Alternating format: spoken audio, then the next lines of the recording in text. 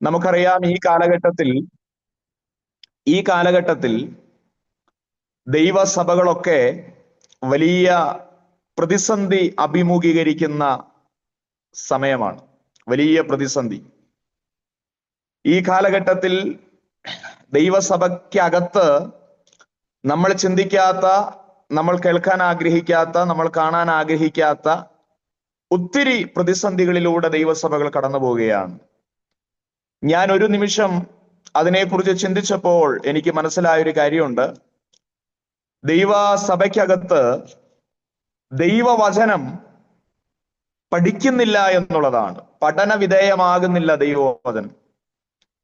പ്രസംഗിക്കുന്ന പ്രസംഗം കേട്ട് ആമേൻ പറഞ്ഞു പോകുന്ന ഒരു ശൈലിയായി നമ്മുടെ സഭകളൊക്കെ മാറിയതിന്റെ പരിണിത ഫലമാണ് ഇന്ന് നമ്മൾ അനുഭവിക്കുന്ന പല പ്രതിസന്ധികൾക്കും കാരണമായി തീർന്നത്.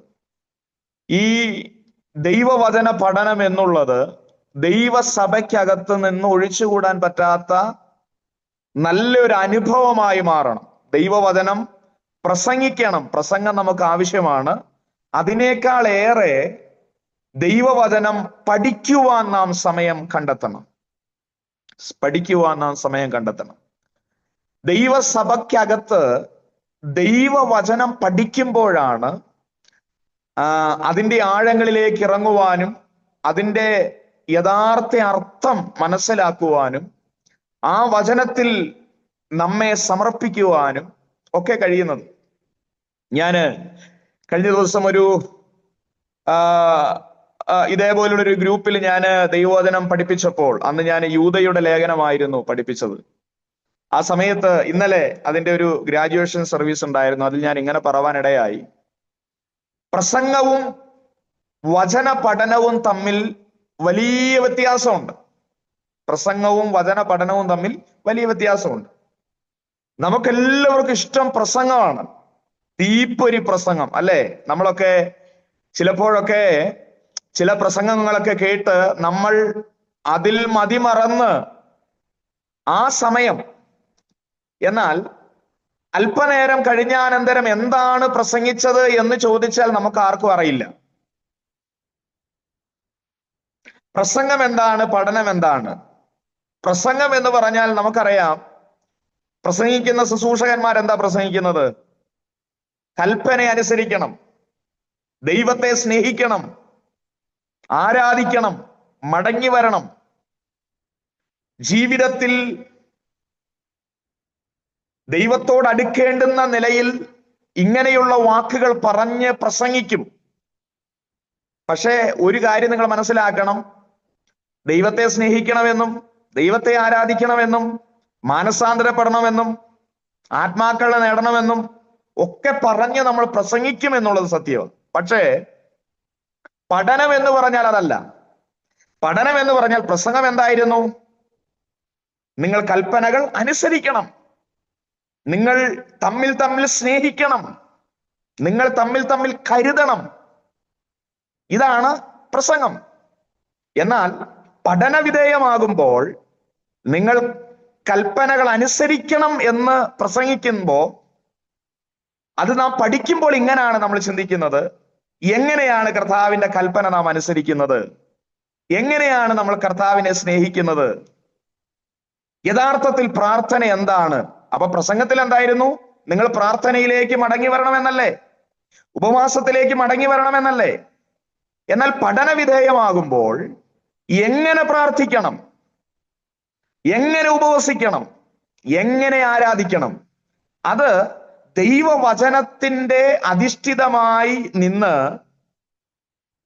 വചനത്തിന്റെ അടിസ്ഥാനത്തിൽ ബോധ്യപ്പെടുത്തുമ്പോൾ നമ്മുടെ പ്രാർത്ഥനയ്ക്ക് ശക്തി കൂടും, നമ്മുടെ ആരാധനയ്ക്ക് ശക്തി കൂടും, നമ്മുടെ ജീവിതത്തിന് തന്നെ വലിയ മാറ്റങ്ങൾ ഉണ്ടാകും. കാരണം ശാന്തമായ അന്തരീക്ഷത്തിൽ പറഞ്ഞു തരുന്ന ദൈവത്തിന്റെ വചനം അത് നമ്മുടെ അകത്ത് പ്രവേശിക്കുകയാണ്. അപ്പൊ പ്രസംഗം നമുക്ക് ആവശ്യമല്ലേ? പ്രസംഗം നമുക്ക് ആവശ്യമാണ്. ആലോചനകളും ദൂതുകളും പ്രവചനാത്മാവിലുള്ള ദൈവവചന ശുശ്രൂഷകൾ നമുക്ക് ആവശ്യമാണ്. പക്ഷേ ഇത് നമ്മുടെ ജീവിതത്തിൽ ആഴമായി പതിയണമെങ്കിൽ ഇതിനെക്കുറിച്ചൊരു പഠനം നമ്മൾ നടത്തണം. ദൈവവചനത്തിൽ അധിഷ്ഠിതമായ ചില പഠനങ്ങൾ. ഓക്കെ, നമ്മള് ഇന്ന് ആരംഭിക്കുന്ന പഠന മുറി ഇതാണ്. കർത്താവിന്റെ ഗിരിപ്രഭാഷണമാണ്. കർത്താവിന്റെ ഗിരിപ്രഭാഷണം. നമുക്കറിയാം, ദൈവസഭയ്ക്കകത്തൊക്കെ എല്ലാവരും ഈ കാലഘട്ടത്തിൽ നമുക്കറിയാം, ഒന്നുകിൽ സമൃദ്ധിയുടെ സുവിശേഷം, അല്ലെങ്കിൽ ഏലിയാവോ ദാവീദും ഗോലിയാത്തുവോ ദാനിയേലോ ഇങ്ങനെയുള്ള വിഷയങ്ങൾ എല്ലാവരും ദൈവസഭയ്ക്കകത്ത് എന്ത് ചെയ്യാറുണ്ട്? ശുശ്രൂഷിക്കാറുണ്ട്. എന്നാൽ കർത്താവിന്റെ ഗിരിപ്രഭാഷണം എത്ര സഭകളിൽ ശുശ്രൂഷകന്മാർ പഠിപ്പിക്കുന്നുണ്ടെന്ന് ചോദിച്ചാൽ ഉണ്ടാകാം. പക്ഷെ അങ്ങനെയുള്ള ദൈവസഭകൾക്കകത്ത് വലിയ വ്യത്യാസങ്ങൾ ഉണ്ടായിട്ടുണ്ട്. നിങ്ങൾ വിശ്വസിച്ചാലും ഇല്ലെങ്കിലും ഗിരിപ്രഭാഷണം 10 മിനിറ്റ് കൊണ്ട് നമുക്ക് വായിച്ച് തീരാവുന്ന ഒരു സംഗതിയാണ്. ഗിരിപ്രഭാഷണം ഒന്ന് ഓടിച്ചു വായിച്ചാൽ 10 മിനിറ്റ് മതി നമുക്കത് വായിച്ചു തീർക്കാൻ. പക്ഷേ ദൈവത്തിന്റെ വചനം നാം പഠിക്കുമ്പോൾ ചരിത്രത്തിലെ എക്കാലത്തെയും മായാതെ നിൽക്കുന്ന ഒരു മികച്ച പ്രസംഗമാണ് ഈ ഗിരിപ്രഭാഷണത്തിലൂടെ നമുക്ക് കാണുവാൻ കഴിയുന്നത്.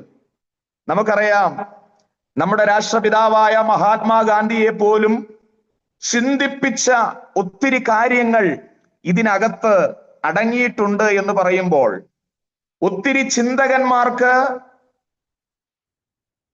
ഞാൻ ഈ പറയുന്ന ചിന്തകന്മാരൊന്നും അവസാനം യേശുവിനെ രക്ഷകനായി സ്വീകരിച്ചവരായിരിക്കില്ല. പക്ഷെ അവരുടെ ജീവിതത്തിൽ പകർത്തുവാൻ ഒരു പരിധിവരെ അവരുടെ ജീവിതത്തിലേക്ക് ആലിംഗനം ചെയ്യുവാൻ ഇതിനകത്തുനിന്ന് ഒത്തിരി മൊഴികൾ മാറ്റപ്പെട്ടിട്ടുണ്ട്. അതോർത്ത് ഞാൻ ദൈവത്തിന് സ്തോത്രം ചെയ്യുകയാണ്. ഒരു കാര്യം മനസ്സിലാക്കണം, ഈ ഗിരിപ്രഭാഷണം എന്ന് പറയുമ്പോൾ വായിക്കാൻ എളുപ്പമാണ്. പക്ഷെ നമ്മുടെ ജീവിതത്തിൽ അത് കൊണ്ടുവരിക എന്ന് പറഞ്ഞാൽ വലിയ പ്രയാസമുള്ള ഒരു കാര്യമാണ്, വലിയ ബുദ്ധിമുട്ടുള്ള ഒരു കാര്യമാണ്. നിങ്ങൾ ഈ ഗിരിപ്രഭാഷണമൊക്കെ നിങ്ങൾ വായിച്ച് വരുമ്പോൾ ഒരു കാര്യം നിങ്ങൾ മനസ്സിലാക്കണം, മനുഷ്യനെ കീറി മുറിച്ചാണ് ശരീരശാസ്ത്രം എന്ത് ചെയ്യുന്നത്, പഠിക്കുന്നത്, അല്ലേ? എന്നാൽ നമ്മുടെ മനസ്സിനെ കീറി മുറിച്ച് നമ്മെ അല്ലെങ്കിൽ മാനവ കുലത്തെ നിത്യതയ്ക്ക് വേണ്ടി ഒരുക്കുന്ന ഒരു മഹനീയ ശുശ്രൂഷയാണ് ഈ ഗിരിപ്രഭാഷണത്തിലൂടെ കർത്താവ് നമുക്ക് വേണ്ടി പറഞ്ഞു തന്നിരിക്കുന്ന വചനങ്ങൾ. നമ്മുടെ ഹൃദയത്തെ കീറി മുറിക്കുന്ന, നമ്മളുടെ ഹൃദയത്തിനകത്ത് കുത്തലുണ്ടാക്കുന്ന, കുത്തുകൊണ്ട മനുഷ്യരുടെ അകത്ത് കത്തലുണ്ടാക്കുന്ന നിലയിലേക്ക് നമ്മുടെ മനസ്സിനെ മാറ്റുവാൻ ഈ ഗിരിപ്രഭാഷണത്തിന് കഴിയും എന്നുള്ളത് ഒരു യാഥാർത്ഥ്യമാണ്. ഒരു കാര്യം കൂടി നിങ്ങൾ മനസ്സിലാക്കണം, നാം തുടർന്നു വരുന്ന ജീവിത ശൈലിയിൽ നിന്നുകൊണ്ട് ഈ ഗിരിപ്രഭാഷണം പഠിച്ചാൽ നമുക്ക് പലതും അംഗീകരിക്കാൻ കഴിയില്ല. നമ്മൾ തുടർന്നു വരുന്ന ജീവിത ശൈലിയിൽ നിന്നുകൊണ്ട് ഈ ഗിരിപ്രഭാഷണം നമ്മൾ പഠിച്ചാൽ നമുക്കിത് അംഗീകരിക്കാൻ പറ്റില്ല. ഇതിനകത്ത് നിങ്ങൾ ചിന്തിച്ചു നോക്കുക. ഇതിനകത്ത് ഒരു ഭാഗത്ത് ഇങ്ങനെ പറയുന്നുണ്ട്, വലങ്കൈ നിനക്ക് ഇടർച്ച വരുത്തുന്നെങ്കിൽ അത് വെട്ടിയെറിഞ്ഞ് കളകാം. കണ്ണ് നിനക്ക് ഇടർച്ച വരുത്തുന്നെങ്കിൽ അത് ചൂഴ്ന്നെടുത്ത് കളകാം. അപ്പൊ ഞാൻ നിങ്ങളോട് ചോദിക്കട്ടെ, ഈ ഗിരിപ്രഭാഷണം വായിച്ചിട്ട് ആരെങ്കിലും ആ നിലയിൽ മാനസാന്തരപ്പെട്ട് സ്വന്തം കയ്യെ വെട്ടിയെറിയാൻ ആരെങ്കിലും തയ്യാറാകുമോ? അല്ലെങ്കിൽ കണ്ണുകൊണ്ട് പാപം ചെയ്തു, എനിക്കിനി കണ്ണ് വേണ്ടെന്ന് പറയാൻ ആരെങ്കിലും തയ്യാറാകുമോ? ഞാൻ പറഞ്ഞു വന്നത് ഇങ്ങനെയാണ്, അത്രത്തോളം ഈ കാലഘട്ടവുമായി ചേർത്ത് കൊണ്ടുവരുവാൻ കഴിയാത്ത ഒത്തിരി വായനാഭാഗങ്ങൾ ഈ ഗിരിപ്രഭാഷണത്തിൽ നമുക്ക് കാണുവാനായിട്ട് കഴിയുന്നുണ്ട്. അതുകൊണ്ട് തന്നെ നമുക്ക് ഈ കാലഘട്ടത്തിൽ ദാനിയേലും അതുപോലെ തന്നെ സിംഹക്കുഴിയും കാരാഗ്രഹവും അഗ്നിയുടെ നടുവിൽ വെളിപ്പെട്ട ദൈവം ഒക്കെയാണ് നമ്മുടെ പ്രസംഗ വിഷയത്തിൽ നമുക്കേറെ ഇഷ്ടം. സ്തോത്രം. അപ്പോ ഈ ഗിരിപ്രഭാഷണം നമ്മൾ പഠിക്കുമ്പോൾ ഈ കാലഘട്ടത്തോട് ചേർത്ത് വെച്ച് നാം പഠിച്ചാൽ നമുക്ക് അംഗീകരിക്കാൻ കഴിയാത്ത ഒത്തിരി കാര്യങ്ങൾ, എന്ന് പറഞ്ഞാൽ നമ്മുടെ മനസ്സിന് സ്വീകാര്യമല്ലാത്ത ഒത്തിരി കാര്യങ്ങൾ ഇതിനകത്ത് പറയുന്നുണ്ട്. അതുകൊണ്ട് ഞാനൊരു കാര്യം പറയാം, ഇത് ദൈവസഭയിൽ പഠിപ്പിക്കാൻ തുടങ്ങിയാൽ ജനത്തിന്റെ അകത്തളത്തിൽ വലിയ മാറ്റങ്ങൾ ഉണ്ടാകും. ഇത് ദൈവസഭയ്ക്കകത്ത് പഠിപ്പിക്കാൻ തുടങ്ങിയാൽ നമ്മുടെ തലമുറകൾക്ക് മാറ്റം ഉണ്ടാകും, മാതാപിതാക്കൾക്ക് മാറ്റം ഉണ്ടാകും. സ്തോത്രം. യഥാർത്ഥ ഭക്തൻ ജീവിക്കേണ്ടുന്ന നല്ല വഴി ഈ ഗിരിപ്രഭാഷണത്തിന്റെ അകത്തുണ്ടെന്ന് പറഞ്ഞാൽ എത്ര പേർക്ക് ആമേൻ പറഞ്ഞ് ഏറ്റെടുക്കാൻ കഴിയുമെന്ന് എനിക്കറിയില്ല. സ്തോത്രം. അപ്പോൾ വളരെ ലളിതമായി ഒരു ഭക്തൻ ഇങ്ങനെ ആയിരിക്കണമെന്ന് യേശു പറയുകയാണ്. ഗിരിപ്രഭാഷണത്തിലൂടെ യേശു കർത്താവ് നമ്മെക്കുറിച്ച് ആഗ്രഹിക്കുന്നത് ഒരു ഭക്തൻ ഇങ്ങനെ ആയിരിക്കണം, ഒരു ദൈവമകൻ ഇങ്ങനെ ആയിരിക്കണം. ഒന്നോടെ പറഞ്ഞാൽ, ഏറ്റവും ചെറിയ പാപങ്ങളെ കുറിച്ച് പോലും യേശു വിവരിക്കുകയാണ്. നമ്മുടെ ആത്മീയ ഭൗതിക അനുഗ്രഹങ്ങൾക്ക് തടസ്സമായി നിൽക്കുന്ന ചെറിയ ചെറിയ പാപങ്ങൾ, നമ്മൾ ഒരിക്കലും ചിന്തിച്ചിട്ടില്ലാത്ത, അത് കുഴപ്പമില്ലെന്ന് പറഞ്ഞു വിട്ട ഒത്തിരി പാപങ്ങൾ, അത് പാപമാണ് എന്ന് പറയുന്ന ഭാഗങ്ങളാണ് ഈ ഗിരിപ്രഭാഷണത്തിൽ പല ഇടങ്ങളിലും നമുക്ക് കാണാനായിട്ട് കഴിയുന്നത്. നിങ്ങളൊന്ന് ചിന്തിച്ചു നോക്കുക. നമ്മുടെ വലിയ നന്മ തടയുന്നത് നിസ്സാരമായി നാം ചെയ്യുന്ന ചില പാപങ്ങളാണ് എന്ന് നമുക്ക് നന്നായിട്ട് അറിയാം, അല്ലേ? അവിടെ നമ്മൾ ഇങ്ങനെ വായിക്കാനായിട്ട് കഴിയുന്നുണ്ട്. 22-ാം വാക്യം 5:22 ഇങ്ങനെയാ പറയുന്നത്, ഞാനോ നിങ്ങളോട് പറയുന്നത് സഹോദരനോട് കോപിക്കുന്നവനെല്ലാം ന്യായവിധിക്ക് യോഗ്യനാകും. സഹോദരനോട് നിസ്സാര എന്ന് പറഞ്ഞാലോ ന്യായാധിപ സഭയുടെ മുൻപിൽ നിൽക്കേണ്ടി വരും. മൂഢ എന്ന് പറഞ്ഞാലോ അഗ്നി നരകത്തിന് യോഗ്യനാകും. ഒരു ദിവസം ഞാൻ ഈ ഗിരിപ്രഭാഷണം ഞാൻ ശുശ്രൂഷിക്കുന്ന ദൈവസഭയിൽ 3 വർഷമായി പഠിപ്പിച്ചുകൊണ്ടിരിക്കുകയാണ്. ഇപ്പോൾ അത് അവസാനിപ്പിച്ച് കർത്താവിന്റെ 2ാം വരവ് ഓടിപ്പിക്കാൻ തുടങ്ങി. അപ്പം ഇത് കേട്ട് പലരും എന്നോട് ചോദിക്കുന്നുണ്ട്, പാസ്റ്ററെ, ഇങ്ങനെയുള്ള ഈ കട്ടിയായിട്ടുള്ള ഉപദേശം കൊണ്ട് ആര് സ്വർഗത്തിൽ പോകും എന്ന് പറഞ്ഞാൽ പ്രതീക്ഷയില്ലാത്ത ഒരു ചോദ്യമല്ല. അവരിത് മനസ്സിലാക്കിയപ്പോൾ നമ്മൾ ചെയ്യുന്ന നിസ്സാര പാപങ്ങൾ പോലും ദൈവം കാണുന്നു, ദൈവം അറിയുന്നു എന്ന ബോധ്യം ജനത്തിന് വന്നപ്പോൾ ആർക്ക് സ്വർഗത്തിൽ പോകാൻ കഴിയും? അതല്ലേ യേശു കർത്താവ് തന്റെ പരസ്യ ശുശ്രൂഷയിൽ ദൈവവചനം ഇതൊക്കെ പങ്കുവെക്കുമ്പോൾ ശിഷ്യന്മാര് പറയുകയാണ്, ഇത് കഠിനവാക്കെന്ന് പറഞ്ഞ് അന്ന് മുതൽ പലരും അവനെ വിട്ട് എന്ത് ചെയ്തു? മാറിപ്പോയെന്നാ പറയുന്നത്. എന്ന് പറഞ്ഞാൽ ഇന്നും ദൈവസഭയ്ക്കകത്ത് വചനം അതിന്റെ പക്വതയോടെ പാകതയോടെ ആത്മനിറവിൽ പഠിപ്പിച്ചാൽ ആമൻ എത്ര പേര് ദൈവസഭയ്ക്കകത്ത് ഉണ്ടാകുമെന്നറിയില്ല. സ്തോത്രം. പാപത്തോട് കോംപ്രമൈസ് ചെയ്യുന്ന, പാപം ചെയ്യുന്നവർ സഭയ്ക്കകത്തുണ്ടെങ്കിൽ അവരെ ലാളിക്കുന്ന, അതിനെ വെള്ള പൂശുന്ന നിലയിൽ ദൈവവചന ശുശ്രൂഷകൾ മാറുമ്പോഴാണ് ഈ ഗിരിപ്രഭാഷണത്തിന്റെ മഹത്വം ദൈവസഭ തിരിച്ചറിയേണ്ടത്, ദൈവമക്കൾ തിരിച്ചറിയേണ്ടത്. ഞാനിത് പഠിപ്പിക്കുമ്പോൾ ഞാൻ ഇങ്ങനെ ചിന്തിക്കാറുണ്ട്, നമ്മുടെ പല കുഞ്ഞുങ്ങളും പല തലമുറകളും അവർക്ക് ദൈവവചനത്തിന്റെ പഠനമില്ലാത്തതാണ് ഇങ്ങനെയാകാനുള്ള കാരണം. അപ്പൊ ഇങ്ങനെയാകാനുള്ള കാരണമെന്ന് ഞാൻ നിങ്ങളോട് പറയാൻ നേരത്ത് എനിക്ക് തോന്നുന്നില്ല നിങ്ങൾ എല്ലാവരും ഒരു സഭയിൽ കൂടുന്നവരാണെന്ന് ഞാൻ വിശ്വസിക്കുന്നില്ല. നിങ്ങൾ വ്യത്യസ്ത ഇടങ്ങളിൽ വ്യത്യസ്ത സഭകളിൽ ആമേൻ ആയിരിക്കുന്നവരാണ്. ദൈവമക്കളായി അതത് കാലഘട്ടങ്ങളിൽ ദൈവം നിങ്ങളെ വേർതിരിച്ചവരാണ്. നിങ്ങളുടെ സഭയിലേക്ക് നിങ്ങളൊന്ന് നോക്കിയാൽ, നിങ്ങളുടെ തലമുറകളിലേക്ക് നോക്കിയാൽ, യൗവനക്കാരിലേക്ക് നോക്കിയാൽ, ഒരു പ്രതീക്ഷയുമില്ലാതെ അങ്ങോട്ടും ഇങ്ങോട്ടും നോക്കി കൈയടിക്കാതെ, ആരാധിക്കാതെ, പ്രാർത്ഥിക്കാതെ, ആമേൻ ആത്മീയതയോട് കൂറു പുലർത്താതിരിക്കുന്ന ഒത്തിരി തലമുറകളെ നമുക്ക് കാണാനായിട്ട് കഴിയും. ഞാൻ ഇവിടെ മലബാറിൽ ഒരു യുവജന പ്രസ്ഥാനത്തിൽ പ്രവർത്തിക്കുന്നത് കൊണ്ട് എനിക്കത് വളരെ അടുത്ത് അറിയുവാനിടയായി തീർന്നിട്ടുണ്ട്. ശുശ്രൂഷിക്കാൻ ലഭിക്കപ്പെടുന്ന വേദികളിലെല്ലാം എന്റെ മുഖ്യമായ വിഷയം എന്നുള്ളത് തലമുറകളുടെ മടങ്ങിവരവാണ്. അപ്പോൾ ഈ തലമുറകളെ സംബന്ധിച്ച്, യൗവനക്കാരെ സംബന്ധിച്ച് അവരെന്തുകൊണ്ടാണ് ഇങ്ങനെ ആകാൻ കാരണമെന്ന് ഞാൻ പരിശോധിച്ചപ്പോൾ ദൈവവചനത്തിന്റെ അടിസ്ഥാനം ദൈവസഭയ്ക്കകത്ത് പഠിപ്പിക്കാൻ ഇന്ന് നമ്മുടെ ആളുകൾ തയ്യാറാകുന്നില്ല. സ്തോത്രം. ഞാൻ പറഞ്ഞതുപോലെ ദൈവം നിങ്ങളെ അനുഗ്രഹിക്കും. യഹൂദേ, ജനത്തിന്റെ സ്ഥിതി മാറ്റുമ്പോൾ നിനക്കും ഒരു കൊയ്ത്ത് വെച്ചിരിക്കുന്നു. ഇതൊക്കെ പറഞ്ഞ് ആമേൻ പറഞ്ഞ് സ്തോത്രം പറഞ്ഞു പോകുന്ന ഒരു ചിത്രമാണ് നമുക്കുള്ളതെങ്കിൽ, ഗിരിപ്രഭാഷണം എന്നുള്ളത് ഏതൊരു മനുഷ്യനെയും ക്രിസ്തുവിൽ തികഞ്ഞവനാക്കി മാറ്റാൻ പോകുന്ന അനുഗ്രഹിക്കപ്പെട്ട മൊഴികൾ ഇതിനകത്ത് കർത്താവ് രേഖപ്പെടുത്തി വെച്ചിരിക്കുകയാണ്. ഞാൻ ആ ഭാഗം അങ്ങ് വിടുകയാണ്. നിങ്ങൾക്ക് മനസ്സിലാകുന്നുണ്ടല്ലോ. ഇത് ഞാനൊരു ഇൻട്രഡക്ഷൻ ആയിട്ട് ഞാൻ പറയുന്നതേ ഉള്ളൂ. തുറന്നുള്ള ദിവസങ്ങളിൽ നമുക്ക് ആഴമായി പഠിക്കുവാൻ ദൈവം സഹായിക്കട്ടെ. അപ്പോൾ ഇവിടെ ഈ ഗിരിപ്രഭാഷണം നമ്മൾ പഠിക്കുമ്പോൾ നമ്മൾ മനസ്സിലാക്കേണ്ട ഒരു കാര്യം ഇതാണ്. ഗിരിപ്രഭാഷണം പഠിക്കുമ്പോൾ നമ്മൾ മനസ്സിലാക്കണം, ഏതൊരു ചെറിയ പാപത്തിനും ശിക്ഷയുണ്ട്, ക്രമീകരിക്കപ്പെടണം. ആമേൻ.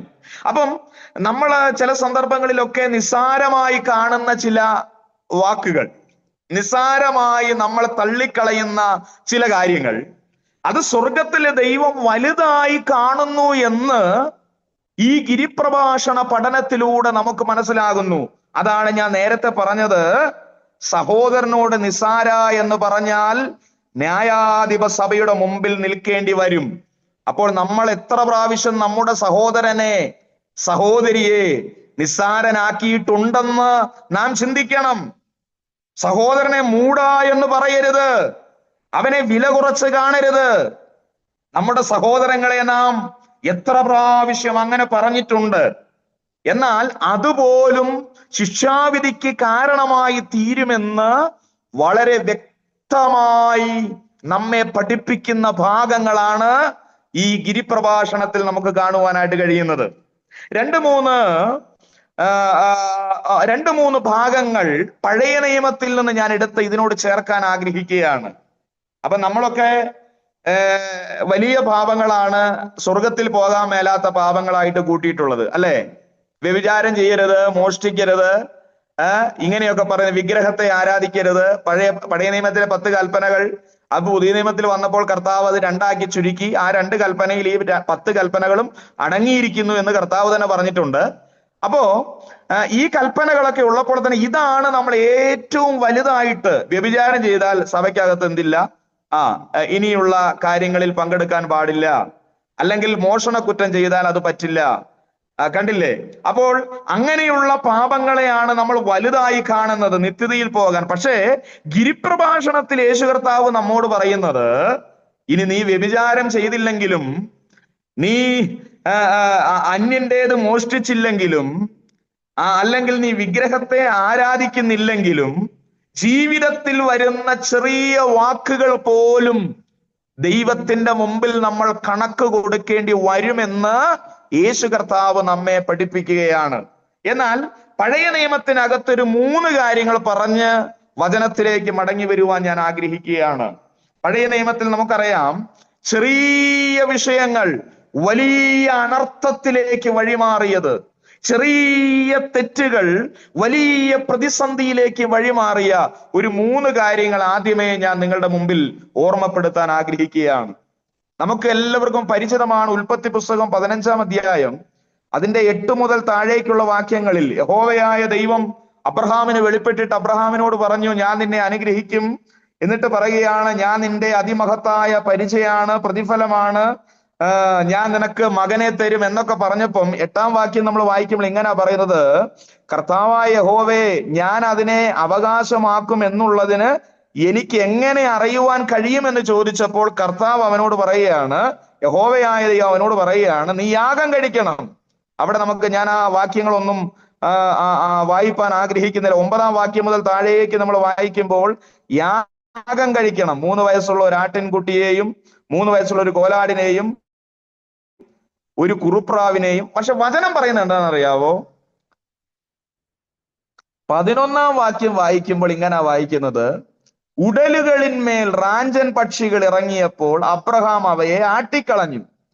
സൂര്യൻ അസ്തമിക്കുമ്പോൾ അബ്രഹാമിനൊരു ഗാഢനിദ്ര വീണു, ഭീതിയും അന്ധതമസ്സും അവന്റെ മേൽ വീണു. അപ്പോൾ ഇതിന്റെ കാരണമായിട്ട് താഴെ പറയുന്ന ഒരു കാര്യം നിങ്ങൾ ചിന്തിക്കുക. എന്താ കാര്യം? എല്ലാറ്റിനെയും പിളർന്ന് യാഗപീഠത്തിൽ വെച്ചപ്പോൾ എന്ത് ചെയ്തില്ല? പക്ഷികളെ അവൻ എന്ത് ചെയ്തില്ല? പിളർന്നില്ല. മൃഗങ്ങളെ പിളർന്നു വെച്ച കൂട്ടത്തിൽ പ്രാവുകളെ അവൻ പിളർന്നില്ല. അവൻ എന്ത് വിചാരിച്ചു എന്നറിയാമോ? ഇത് ചെറിയ കാര്യമല്ലേ. ഇപ്പൊ ഒരു പ്രാവിനെ പിളർന്നില്ലെന്ന് കരുതി എന്തെങ്കിലും സംഭവിക്കാനുണ്ടോ? നമ്മൾ ഈ ഗിരിപ്രഭാഷണം പഠിക്കുമ്പോൾ പഴയ നിയമവുമായിട്ട് ചേർത്ത് വെക്കുമ്പോൾ നമുക്കൊരു 1-2 ഉദാഹരണങ്ങൾ ഞാൻ പറയുന്നതേ ഉള്ളൂ. ചെറിയ ചെറിയ മൈന്യൂട്ടായ ചെറിയ ചെറിയ പാപങ്ങൾ എന്ന് നമുക്ക് തോന്നിക്കാത്ത, ഇത് തന്നെയാണ് പിശാച് നമ്മിൽ കൊണ്ടിടുന്ന ഒരു വലിയ എന്താ പറയാ കപടത. എന്താ കാര്യം എന്നറിയാവോ? ചിലതിനെ നമ്മൾ പാപമായിട്ട് കൂട്ടുന്നില്ല, ചിലതിനെ നമ്മൾ പാപമായിട്ട് അംഗീകരിക്കുന്നില്ല. അപ്പൊ ചിലതിനെ പാപമായിട്ട് കൂട്ടി, ഇത് പിശാചിന്റെ ഒരു തന്ത്രമാണ്. അതാണ് നമ്മുടെ അകത്ത് ഇപ്പോഴും കിടക്കുന്നത്. വ്യഭിചാരം ചെയ്താലേ പാപമുള്ളൂ, അല്ലെങ്കിൽ മോഷ്ടിച്ചാലേ പാപമുള്ളൂ, അല്ലെ അപ്പനെ അമ്മനെ ഉപദ്രവിച്ചാലേ പാപമുള്ളൂ, അല്ലെ വിഗ്രഹങ്ങളെ ആരാധിച്ചാലേ പാപമുള്ളൂ. ഇത് നമ്മുടെ അകത്ത് പിശാച് ഇങ്ങനെ ഇട്ടിരിക്കുക, ഇതാ പാപം. പക്ഷെ ഗിരിപ്രഭാഷണത്തിൽ പറയുകയാണ്, സഹോദരനെ നിസ്സാര എന്ന് പറഞ്ഞാൽ ന്യായാധിപ സംഘത്തിന് മുമ്പേ നിൽക്കേണ്ടി വരും. അപ്പൊ അതൊരു തെറ്റായത് കൊണ്ടാണ്, അത് പാടില്ല എന്ന് കർത്താവ് തന്റെ ഗിരിപ്രഭാഷണത്തിലൂടെ എന്നോടും നിങ്ങളോടും അറിയിച്ചിരിക്കുക.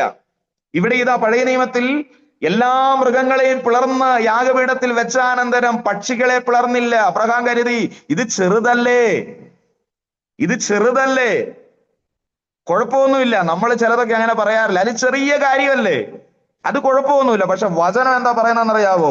അവിടെ ഇങ്ങനെ പറയുന്നത്, സാധാരണ ദൈവ സാന്നിധ്യം ഇറങ്ങേണ്ടിടത്ത്, സ്വർഗത്തിലെ തീ ഇറങ്ങേണ്ടിടത്ത് ഇവിടെ റാഞ്ചൻ പക്ഷികളാണ് ഇറങ്ങിയത്. എന്തുകൊണ്ടാണ് ഇന്നത്തെ ആരാധനയിൽ ആത്മസാന്നിധ്യം ഇറങ്ങാത്തതെന്ന് ചോദിച്ചാൽ, പുതിയ നിയമത്തോട് ചേർത്ത് പഠിച്ചാൽ എന്തുകൊണ്ടാണ് ദൈവസഭയ്ക്കകത്ത് ആത്മാവിന്റെ സാന്നിധ്യമില്ലാത്തതെന്ന് ചോദിച്ചാൽ, നമ്മൾ പാപത്തിന്റെ ഗണത്തിൽ കൂട്ടാത്ത ചെറിയ ചെറിയ പ്രശ്നങ്ങൾ, ചെറിയ ചെറിയ തെറ്റുകൾ, അതിൽ നമ്മുടെ ദൈവത്തിന് ഇറങ്ങി വരാൻ കഴിയുന്നില്ല. ഞാനൊരു കാര്യം നിങ്ങളോട് പറയാം. ഇതിന്റെ ഒടുവിലെ ഭാഗങ്ങളിലേക്കൊക്കെ എത്തുമ്പോൾ നമ്മളെ ഇരുത്തി ചിന്തിപ്പിക്കുന്ന എന്ന് പറഞ്ഞാൽ, നമ്മുടെ ജീവിതത്തിൽ നമ്മൾ എത്ര നിസാരന്മാരാണെന്നും നമ്മൾ എത്രമാത്രം വില കൊടുത്താലാണ് നിത്യത അനുഭവിക്കാൻ കഴിയുക എന്നുള്ള ഒരു തിരിച്ചറിവിലേക്ക് ഈ ക്ലാസിന്റെ ഒടുവിലെ ഭാഗങ്ങളിലേക്ക് നമ്മൾ എത്തുമ്പോൾ നമുക്ക് മനസ്സിലാകും. ആമേൻ. അതുകൊണ്ട് ഇവിടെ അബ്രഹാമിനോട് യഹോവയായ ദൈവം പറയുകയാണ്, നിന്റെ സന്തതി സ്വന്തമല്ലാത്ത ദേശത്ത് 400 സംവത്സരം പ്രവാസികളായി ആ ദേശത്തെ. ഞാനൊരു കാര്യം ചോദിക്കട്ടെ, ഇസ്രായേൽ ജനം ഇസ്രയേലിൽ 430 വർഷം പ്രവാസികളായി പാർക്കേണ്ടി വന്നതിന്റെ പിന്നിലെ ചരിത്രമാണ് ഇവിടെ നമ്മൾ വായിപ്പാൻ ഇടയായി തീർന്നത്. ചെറിയ ഒരു പിഴവ്, ചെറിയ ഒരു തെറ്റ്.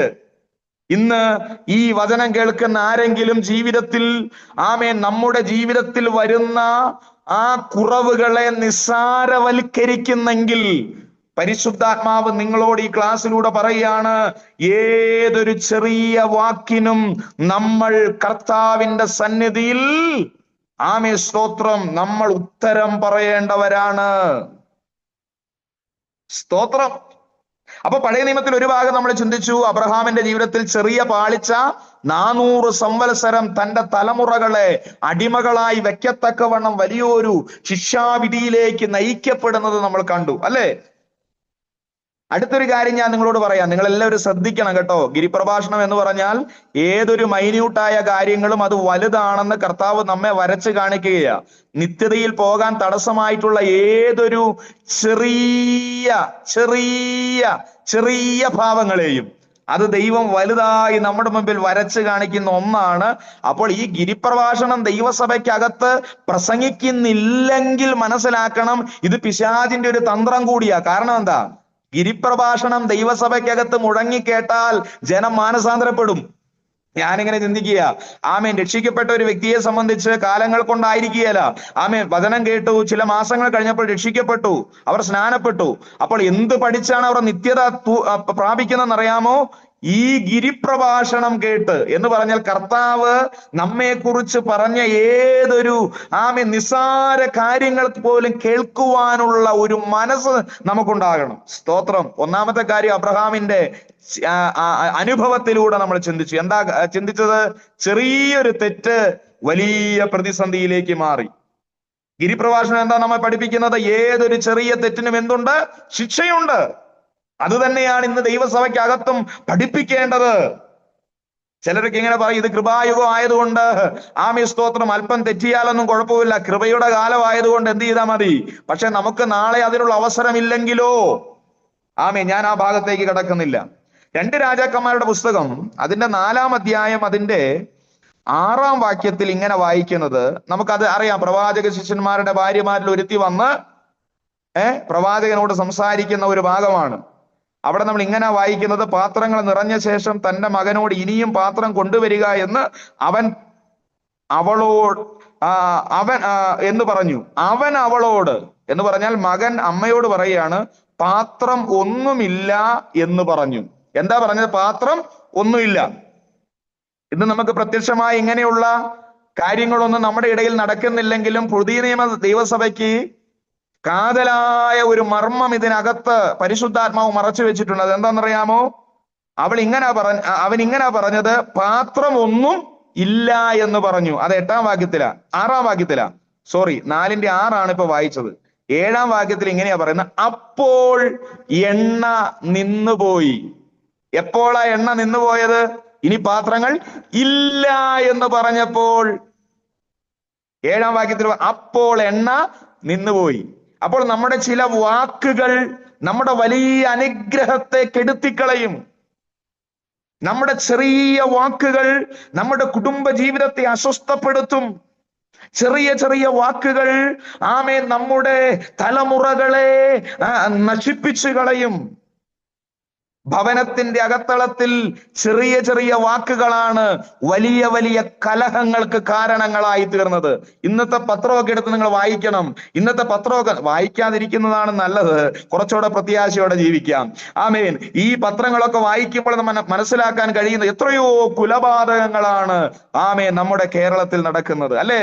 നമ്മുടെ പിഞ്ചു കുഞ്ഞുങ്ങൾ എന്ത് ചെയ്യാണ്? വല്ലാത്ത നിലയിൽ പീഡിപ്പിക്കപ്പെടുന്ന ഒരു കാലഘട്ടം. ഈ തലമുറകൾ മാതാപിതാക്കളെ ഉപദ്രവിക്കുന്ന ഒരു കാലഘട്ടം കണ്ടില്ലേ? ജീവിതത്തിൽ ഒരു സമാധാനവുമില്ല. പക്ഷേ ഇതിന്റെ ആരംഭം എന്തായിരിക്കും എന്നറിയാവോ? നിസ്സാരമായി പറഞ്ഞ ഒരു വാക്കായിരിക്കാം വലിയ പ്രതിസന്ധിയിലേക്ക് സാത്താൻ അവരെ കൊണ്ടുപോകാനിടയായി തീർന്നത്. സ്തോത്രം. ഈ ദിവസങ്ങളായി ഈ വചനം പറയുമ്പോൾ എനിക്ക് നിങ്ങളെ പ്രബോധിപ്പിക്കാനുള്ളൊരു വാക്കിതാണ്, കഴിയുമെങ്കിൽ നമ്മുടെ ജീവിതത്തിൽ നമ്മളെ സംബന്ധിക്കാത്ത വിഷയത്തിൽ ഇടപെടാതിരിക്കുക, അതിനെക്കുറിച്ച് സംസാരിക്കാതിരിക്കുക. സ്തോത്രം. നമുക്ക് പറ്റുമോ? അങ്ങനെ കഴിയുമെങ്കിൽ ഒരു പകുതി സമാധാനം ആ നിലയിൽ തന്നെ നമ്മൾ എന്ത് ചെയ്യുകയാണ്? വന്നു ചേരുകയാണ് നമ്മിൽ. നമ്മൾ ഈ അടുത്തവന്റെ വിഷയം കൂടി എന്ന് പറഞ്ഞാൽ ഞാൻ ഈ പറഞ്ഞതിന്റെ അർത്ഥം എന്താണെന്നറിയാവോ? ഒരു ഭാരമുള്ള ഒരു അമ്മച്ചിയുണ്ട്, ഒരു സഹോദരിയുണ്ട്, ഒരു അച്ചായനുണ്ട്, ഒരു ശുശ്രൂഷകനുണ്ട്. അവരുടെ ഭാരം ചുമക്കേണ്ട എന്നുള്ളതല്ല ഞാൻ പറഞ്ഞത്. അവരുടെ ഭാരം നമ്മൾ ചുമക്കണം, അവരെ ചേർത്ത് പിടിക്കണം, അവർക്ക് വേണ്ടി പ്രാർത്ഥിക്കണം, അവർക്ക് നമ്മളൊരു ഹെൽപ്പ് ആയിരിക്കണം എന്നുള്ളത് യാഥാർത്ഥ്യമാണ്. ആ ഭാഗമല്ല ഞാൻ പറയുന്നത്. മറിച്ച് നമ്മളെ ദൈവം അനുവദിക്കാത്ത വിഷയങ്ങളിൽ ചെന്ന് തലയിട്ട് നമ്മൾ എന്ത് ചെയ്യരുത്? നമ്മുടെ സമാധാനം പെടുത്തരുത്. നമ്മുടെ ഒരു വാക്ക് ഒരു പക്ഷേ അത് വലിയ നിലകളിൽ പ്രതിസന്ധികൾക്ക് കാരണമുണ്ടാക്കാം. ഇവിടെ ഇതാ 6-ാം വാക്യത്തിൽ പറയുന്നു, പാത്രം ഇല്ല എന്ന് പറഞ്ഞപ്പോൾ എണ്ണ നിന്നുപോയി. കണ്ടില്ല? ഒരു വാക്കാണ് ആ അനുഗ്രഹത്തെ എന്ത് ചെയ്തത്? തടഞ്ഞത്. അത് വലിയ വ്യാഖ്യാനമായി ഞാൻ ഇവിടെ പറഞ്ഞതല്ല. നമ്മുടെ ജീവിതത്തിലെ ഓരോ വാക്കുകൾക്കും വിലയുണ്ടെന്ന് ദൈവവചനത്തിൽ നമ്മൾ വായിക്കുന്നു എന്നുള്ളതാണ് ഞാൻ നിങ്ങളെ ബോധ്യപ്പെടുത്തുന്നത്. ആമേൻ. അടുത്ത ഒരധ്യായത്തിലേക്ക് കുറെ കാര്യങ്ങളുണ്ട്. അതിൽ രണ്ടു മൂന്ന് കാര്യങ്ങൾ ഞാൻ പറഞ്ഞതേ ഉള്ളൂ. രാജാക്കന്മാരുടെ പുസ്തകം 7-ാം അധ്യായത്തിൽ വലിയ ശൂന്യതയുടെ നടുവിൽ പ്രവാചകനായ ഏലീശ ദൂത് പറയുക കേട്ടോ. ദൂത് ഇങ്ങനെയാണ്: നാളെ ശമരിയുടെ പടിവാതിക്കൽ ശേക്കലിൽ 1 സെയ ഗോതമ്പും ശേക്കലിന് 2 സെയ യവവും വിൽക്കുമെന്ന് യഹോവ അരുളി ചെയ്യുന്നു. ഇവിടെ ഇങ്ങനെ വചനം പറയുന്നത്, രാജാവിന് കൈത്താങ്ങൽ കൊടുക്കുന്ന അകമ്പടി നായകൻ ദൈവപുരുഷനോട് ചോദിക്കുകയാണ്, യഹോവ ആകാശത്തിൽ കിളിവാതിലുകൾ ഉണ്ടാക്കിയാലും ഈ കാര്യം സാധിക്കുമോ? ചെറിയൊരു സംശയം. നമ്മളൊക്കെ അവിശ്വാസത്തിന്റെ വാക്കുകൾ ഏറെ പറയുമ്പോൾ ഈ വാക്യങ്ങളൊക്കെ നമ്മുടെ അകത്തേക്ക് വരണം. നമ്മൾ എത്ര അവിശ്വാസത്തിന്റെ വാക്കുകൾ പറഞ്ഞു. ഇന്നലകളിലൊക്കെ ദൈവം നമ്മളെ ശ്രേഷ്ഠമായി നടത്തി എന്നുള്ള ബോധ്യം നമുക്കുണ്ടെങ്കിലും ചില സന്ദർഭങ്ങളിൽ നമ്മൾ എന്ത് ചെയ്യുമെന്നറിയാവോ? അവിശ്വാസത്തിന്റെ വാക്കുകൾ അറിയാതെ പറഞ്ഞു പോവുകയാ. എന്നാൽ എന്നിട്ടും ദൈവം നമ്മെ ഇത്രയും ശ്രേഷ്ഠമായി പോറ്റുന്നെങ്കിൽ അതിന്റെ പേരാണ് ദൈവകൃപ എന്നുള്ളത്. മനസ്സിലായോ? ആമീൻ. ഇവിടെ ഇതാ ഈ രാജാവിന് അകമ്പടി കൊടുക്കുന്ന അകമ്പടി നായകൻ പറയുകയാണ്, ദൈവം അങ്ങനെ ഒരു കാര്യം, ആകാശത്ത് ദൈവം കിളിവാതിൽ തുറന്നാലും ഇങ്ങനൊരു കാര്യം എന്ത് ചെയ്യല സാധിക്കുമോ? ഒരു സംശയമാണ്, ഒരു ചോദ്യചിഹ്നമാണ്. എന്നാൽ അടുത്ത ദൂത് അത് മുൻപേ പറഞ്ഞ ദൂതല്ല, ഇദ്ദേഹം പറഞ്ഞതിന് കൊടുത്ത മറുപടിയായി കിട്ടിയൊരു ദൂതാണ്. എന്താ? അതിനവൻ, നിന്റെ കണ്ണുകൊണ്ട് നീ കാണും, എങ്കിലും നീ അതിൽ നിന്ന് എന്ത് ചെയ്യല തിന്നുകയില്ല. ഞാൻ ചോദിക്കട്ടെ, ചെറിയൊരു സംശയമാണ് തന്റെ ജീവിതത്തിൽ വലിയ പ്രതിസന്ധി. 7-ന്റെ 16, 17 വാക്യങ്ങളൊക്കെ വായിക്കുമ്പോൾ ഇങ്ങനെ പറയുന്നത്, ആമേൻ, രാജാവ് തനിക്ക് കൈത്താങ്ങൽ കൊടുക്കുന്ന അകമ്പടി നായകനെ വാതിൽക്കൽ വിചാരകനായി നിയമിച്ചു. ജനം അവനെ ചവിട്ടിക്കളഞ്ഞു. രാജാവ് ദൈവപുരുഷന്റെ അടുക്കൽ വന്നപ്പോൾ അവൻ പറഞ്ഞിരുന്നത് പോലെ അവൻ മരിച്ചുപോയി എന്ന് പറഞ്ഞാൽ ഇവിടെ ഇങ്ങനെയാണ് പറയുന്നത്. 19-ാം വാക്യം പറയുകയാണ്, ഈ അകമ്പടി നായകൻ ദൈവപുരുഷനോട്, യഹോവ ആകാശത്തെ കിളിവാതിൽ ഉണ്ടാക്കിയാലും ഈ വാക്കുപോലെ സംഭവിക്കുമോ എന്ന് ഉത്തരം പറഞ്ഞു. കണ്ടില്ലേ? ഒരു സംശയത്തിന്റെ വാക്ക് അവന്റെ ജീവനെ പോലും നഷ്ടപ്പെടുത്തി. പഴയ നിയമത്തിൽ അങ്ങനെ ആയിരുന്നു. പക്ഷെ പുതിയ നിയമം എന്നുള്ളത് കൃപായുഗമായതുകൊണ്ട് കർത്താവിന്റെ കൃപയാല് നമ്മളങ്ങ് പക്ഷെ ഇതൊരിക്കലും നമ്മളത് ലൈസൻസ് ആയിട്ട് എന്ത് ചെയ്ത് എടുക്കരുത്. നേരത്തെ നമ്മൾ ചിന്തിച്ചത് അബ്രഹാമിന്റെ ജീവിതം നമ്മൾ ചിന്തിച്ചത് തന്റെ പ്രവൃത്തിയിൽ വന്ന ചെറിയൊരു പിഴവ്. ആമേൻ. അതിനുശേഷം നമ്മള് പ്രവാചക ശിഷ്യന്മാരുടെ ഭാര്യമാരിൽ വന്ന് നിലവിളിക്കുന്ന ആ നിലവിളിയിലും പാത്രങ്ങൾ കൊണ്ടുവരുവിൻ എന്ന് പറഞ്ഞപ്പോൾ ഇല്ല എന്ന വാക്ക് അവിടെ ഉപയോഗിച്ചത്. അപ്പോൾ എണ്ണ നിന്നുപോയി. ഇവിടെ നമ്മൾ വായിക്കുന്നത് ഇങ്ങനെയാണ്, അവിശ്വാസത്തിന്റെ ഒരു ചെറിയ വാക്ക് തന്റെ ജീവിതത്തിൽ വന്നപ്പോൾ തന്റെ ജീവിതം പോലും നഷ്ടപ്പെടുത്തേണ്ടി വന്ന ഒരു സാഹചര്യം. അപ്പോൾ ഇത് ഗിരിപ്രഭാഷണവുമായിട്ട് എന്താണ് ബന്ധം? പഴയ നിയമത്തിന് ഒരു 3 ഉദാഹരണങ്ങൾ ഞാൻ എടുത്തത് എന്തിനാണെന്നറിയാവോ? പഴയ നിയമത്തിലും ചെറിയ ചെറിയ തെറ്റുകൾ പോലും വലിയ വലിയ ന്യായവിധിക്ക് കാരണമായി തീർന്നിട്ടുണ്ടെന്ന് ഇന്ന് വചനം പഠിക്കുന്ന ജനം മനസ്സിലാക്കണം എന്നുള്ളത് കൊണ്ടാണ്. അവിടെ നമ്മള് ഇങ്ങനാണ് നമ്മള് വായിച്ചത്. ഇങ്ങനെയാണ്, സഹോദരനെ നിസ്സാര എന്ന് പറഞ്ഞാൽ ന്യായാധിപ സഭയ്ക്ക് മുമ്പേ നിൽക്കേണ്ടി വരും. കണ്ടില്ലേ? അപ്പോൾ നമ്മൾ ഇനി ഗിരിപ്രഭാഷണത്തിലേക്ക് നമ്മൾ മടങ്ങി വരികയാണ്. നമുക്കറിയാം 5-ാം അധ്യായം, മത്തായി സുവിശേഷം 5-ാം അധ്യായം, അതിന്റെ 1 മുതലുള്ള വാക്യങ്ങൾ നമ്മൾ വായിച്ചു വരുമ്പോഴാണ് കർത്താവ് തന്റെ ഗിരിപ്രഭാഷണത്തിൽ അതേ പറയുന്ന വാക്കുകൾ രേഖപ്പെടുത്തിയിരിക്കുന്നത്. അതിന്റെ വാക്യമായി നമ്മൾ തിരിച്ച് നമ്മൾ അതിനെ പഠിക്കുവാനായിട്ട് പോകുകയാണ്. അതിന്റെ 3-ാമത്തെ വാക്യത്തിൽ ഇങ്ങനാണ് പറയുന്നത്, ആത്മാവിൽ ദരിദ്രരായവർ ഭാഗ്യവാന്മാർ, ദൈവരാജ്യം അവർക്കുള്ളത്. അപ്പൊ കർത്താവ് ആദ്യം തന്നെ പറയുന്നത് എന്താണെന്നറിയാവോ? ആത്മാവിൽ ദരിദ്രരായവർ ഭാഗ്യവാന്മാർ, ദൈവരാജ്യം അവർക്കുള്ളത്. അപ്പം ദൈവരാജ്യം ആരാണ് അവകാശികളാക്കുന്നത് എന്നുള്ളതിന്റെ, സ്വർഗരാജ്യം അവർക്കുള്ളത്. ആരാണ് സ്വർഗരാജ്യം അവകാശമാക്കുന്നത് എന്ന് ചോദിച്ചാൽ ആത്മാവിലുള്ള ദരിദ്രത അനുഭവിക്കുന്നവർ. നമുക്കറിയാം ഈ ദരിദ്രർ എന്ന് പറഞ്ഞാൽ നമുക്കറിയാം അതിന്റെ യഥാർത്ഥ അർത്ഥം എന്നുള്ളത് കുറച്ചു മാത്രമുള്ളവൻ എന്നാണ്. ദരിദ്രൻ എന്ന് പറഞ്ഞാൽ കുറച്ചു മാത്രമുള്ളവൻ എന്നാണ്. രണ്ട് നിലകളിലാണ് നമുക്ക് ഈ ദരിദ്രതയെ വെളിപ്പെടുത്തുമ്പോൾ നമുക്ക് ചിന്തിക്കുവാൻ കഴിയുന്നത്. ഒന്ന്, സ്വന്തം അധ്വാനത്താൽ അതത് ദിവസം അധ്വാനിച്ച് ജീവിക്കുന്നവനെ എന്ന് പറഞ്ഞാൽ, ചിലപ്പോഴൊക്കെ ചിലരുടെയൊക്കെ അവസ്ഥ നമ്മൾ കേട്ടിട്ടില്ലേ? അന്ന് ജോലിക്ക് പോയാൽ അന്ന് എന്തെങ്കിലും ഉണ്ട്, അന്ന് അദ്ദേഹത്തിന് ജോലി ഇല്ലെങ്കിൽ അന്ന് പട്ടിണി. കണ്ടില്ലേ?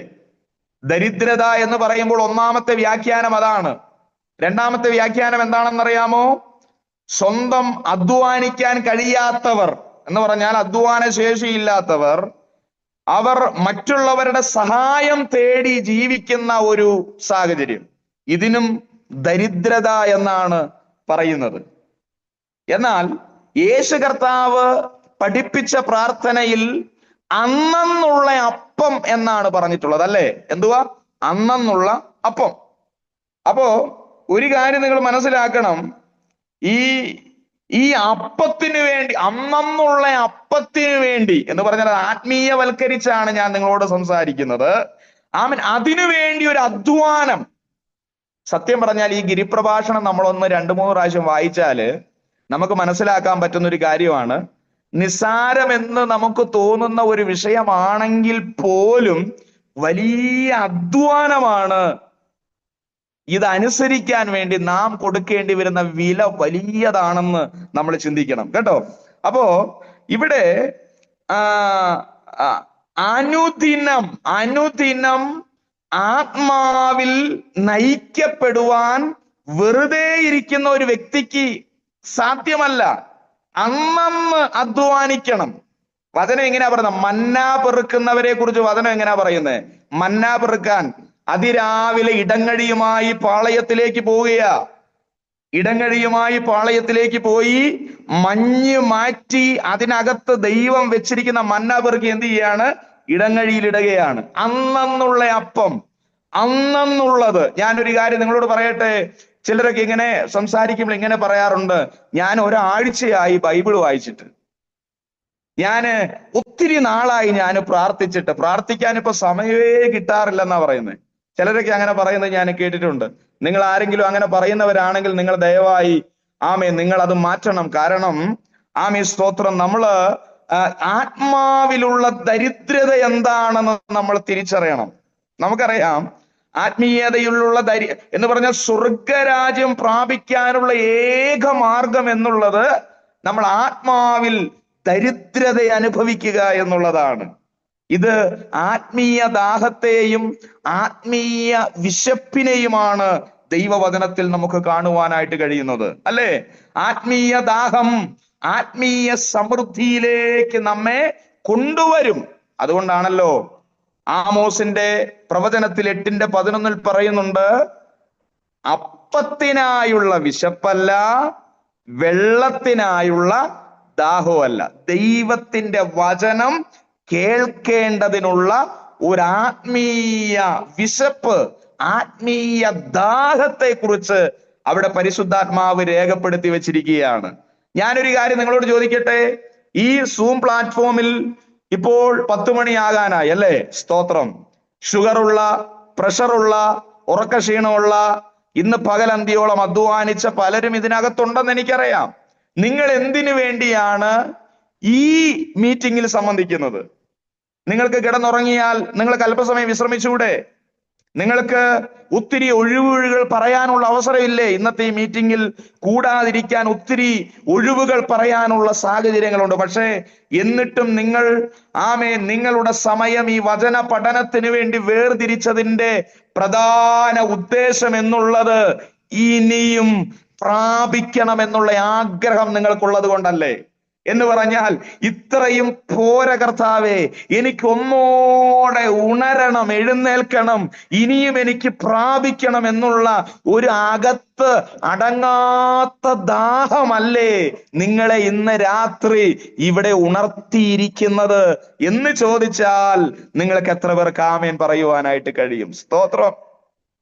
അപ്പോ ദൈവവചനം കേൾക്കേണ്ടതിനുള്ള വിശപ്പും ദാഹവും, അത് ലഭിക്കാത്തതിലുള്ള ദാരിദ്ര്യം നിങ്ങൾക്കുണ്ടെങ്കിൽ ആമേൻ, സ്തോത്രം, ഹല്ലേലൂയ. ലൂക്കോസിന്റെ സുവിശേഷം 5-ാം അധ്യായം 1-ാം വാക്യം നിങ്ങൾ നോട്ട് ചെയ്യുന്നവർ നോട്ട് ചെയ്തോളൂ. അവിടെ ഇങ്ങനെ പറയുന്നത്, ദൈവവചനം കേൾക്കേണ്ടതിന് അവനെ തിക്കിക്കൊണ്ടിരുന്നെന്നാ പറഞ്ഞേ. തിക്കിക്കൊണ്ടിരുന്നു. എന്തിനാ? ദൈവത്തിന്റെ വചനം കേൾക്കേണ്ടതിന് തിക്കിക്കൊണ്ടിരുന്നു. അവനെ തിക്കിക്കൊണ്ടിരുന്നു. കണ്ടില്ലേ? ആമേൻ, സ്തോത്രം. ആത്മാവിലുള്ള ദരിദ്രത അനുഭവിക്കുന്നവർ എന്ത് ചെയ്യാണ്? തിക്കിക്കൊണ്ടിരിക്കുകയാണ്. എന്താ? ആത്മീയ മനുഷ്യനെ പോഷിപ്പിക്കേണ്ടതിന് യേശുവിന്റെ വായിൽ നിന്ന് അടർന്നു വീഴുന്ന, ആമേൻ, സ്തോത്രം, നല്ല മൊഴികൾ കേൾക്കാൻ ആത്മ മനുഷ്യനെ തൃപ്തിപ്പെടുത്തേണ്ടതിനുള്ള ഒരു ദാരിദ്ര്യമാണ് നമുക്ക് അവിടെ വെളിപ്പെടാൻ കാണുവാൻ ഇടയായി തീരുന്നത്. അവിടെ തിക്കിക്കൊണ്ടിരിക്കുകയാണ്.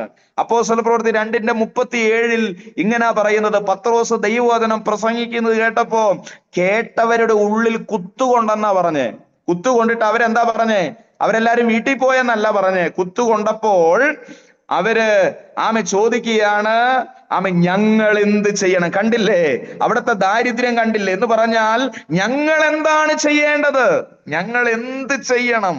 അപ്പോസ്തലപ്രവൃത്തി 16:30 അവിടെ യജമാനന്മാരെ രക്ഷ പ്രാപിപ്പാൻ ഞങ്ങൾ എന്ത് ചെയ്യണം? ഇവിടെയൊക്കെ കാണുന്നത് ഒരു ജഡീക മനുഷ്യന്റെ ദാരിദ്ര്യമല്ല നമ്മൾ കാണുന്നത്. ഉള്ളിലെ മനുഷ്യനെ സംബന്ധിച്ച് അതിന്റെ ഒരു ദാരിദ്ര്യതയാണ് നമുക്ക് അവിടെ കാണാനായിട്ട് കഴിയുന്നത്.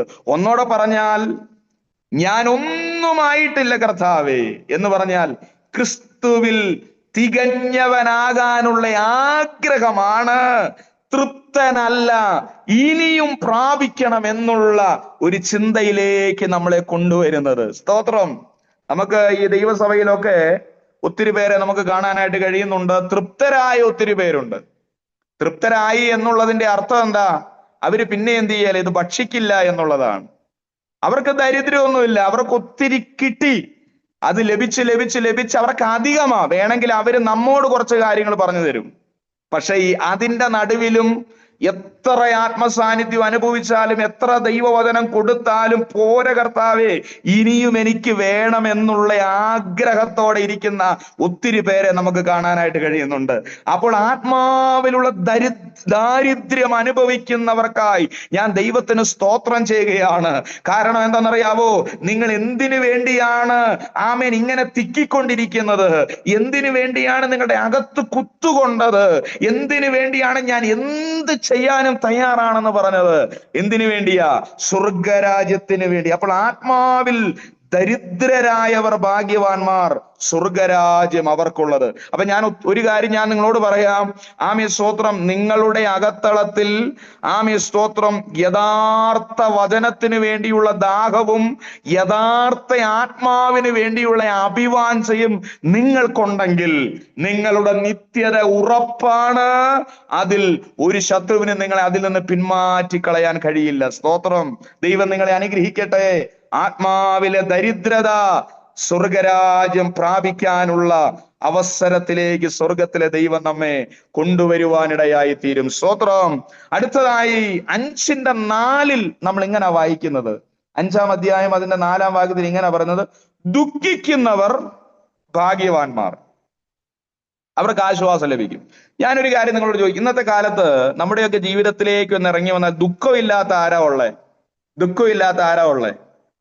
ചില വീട്ടിൽ അമ്മാമ്മമാര് ദുഃഖിക്കുന്നത് അച്ചായന്മാരെ കുറിച്ചാ. ചില വീട്ടിൽ മാതാപിതാക്കൾ ദുഃഖിക്കുന്നത് അവരുടെ മക്കളെ കുറിച്ചാ, അല്ലെ?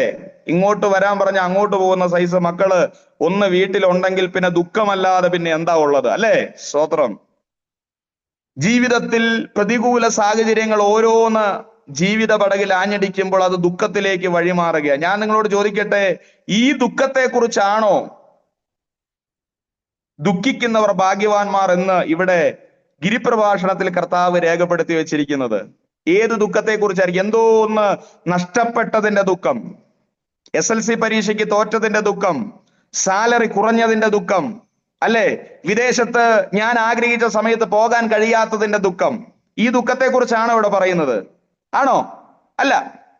ഇവിടത്തെ ദുഃഖം എന്ന് പറഞ്ഞാൽ ദുഃഖം വിവിധ നിലകളിൽ കാണുവാൻ കഴിയും. ഇവിടെ പറയുന്ന ദുഃഖം, ഇവിടെ പറയുന്നത് ആശ്വാസം ലഭിക്കേണ്ടതിനുള്ള ദുഃഖം എന്ന് പറഞ്ഞാൽ ആശ്വാസത്തിന് കാരണമാകേണ്ട ദുഃഖം.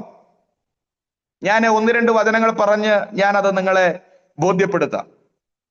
ലൂക്കോസിന്റെ സുവിശേഷം 22-ാം അധ്യായം അതിന്റെ 60 മുതൽ 62 വരെയുള്ള വാക്യങ്ങൾ വായിക്കുമ്പോൾ വചനം ഇങ്ങനെ പറയുന്നത്, കർത്താവ് പറഞ്ഞ വാക്ക് ഓർത്ത് ദുഃഖിച്ച് കരഞ്ഞു. ആരാ കരഞ്ഞത്? പത്രോസ് അല്ലേ? പത്രോസ് കരഞ്ഞു. ഈ ദുഃഖം എവിടെ നിന്ന് കിട്ടിയതാ? ഈ ദുഃഖം ഏത് നിലയിലുള്ള ദുഃഖമാണ്? കർത്താവ് പറഞ്ഞ വാക്ക് ഓർത്ത് ദുഃഖിച്ച് കരഞ്ഞു. ഈ ദുഃഖത്തിന്റെ അകത്ത് മറഞ്ഞിരിക്കുന്ന ചില മർമ്മങ്ങൾ ഉണ്ടല്ലോ, നിങ്ങൾക്കത് ബോധ്യപ്പെട്ടു. എന്തുകൊണ്ടാണ് യേശു കർത്താവ് പറഞ്ഞ വാക്ക് ഓർത്ത് ദുഃഖിച്ച് കരഞ്ഞത്? ആമേൻ. ചില നിമിഷങ്ങൾക്ക് മുൻപ് ഇതേ യേശുവിന്റെ മുമ്പിൽ ഈ പത്രോസ് പറഞ്ഞൊരു കാര്യമുണ്ട്. എന്താ പത്രോസ് പറഞ്ഞത്? ആരെല്ലാം നിന്നെ തള്ളിക്കളഞ്ഞാലും ഞാൻ നിന്നെ തള്ളിക്കളയേല. ആരെല്ലാം തള്ളിക്കളഞ്ഞാലും ഞാൻ തള്ളിക്കളയേല.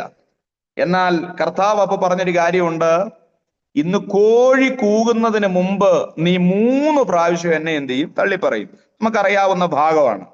എന്നാൽ ഈ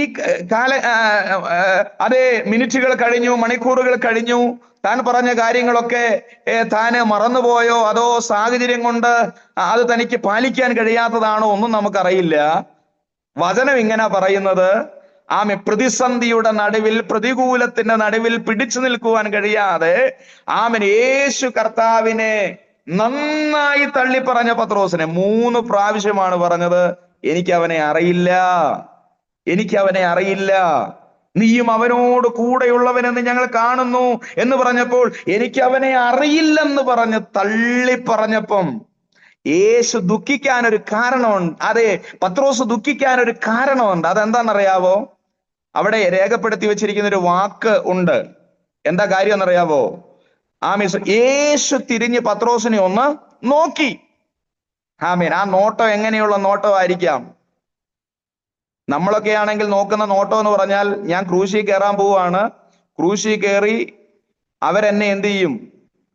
കല്ലറയ്ക്കകത്ത് വെക്കും, 3 ദിവസം കഴിയുമ്പോൾ ഞാൻ എഴുന്നേറ്റ് വരട്ടെ, ഞാൻ നിന്നെ കാണിച്ചു തരാം എന്നുള്ള നോട്ടമായിരുന്നു അത്. നമ്മളൊക്കെ ആണെങ്കിൽ അങ്ങനാ നോക്കുന്നത്. പക്ഷെ യേശു കർത്താവ് അങ്ങനെയുള്ള നോട്ടമാണോ നോക്കിയത്? അല്ല.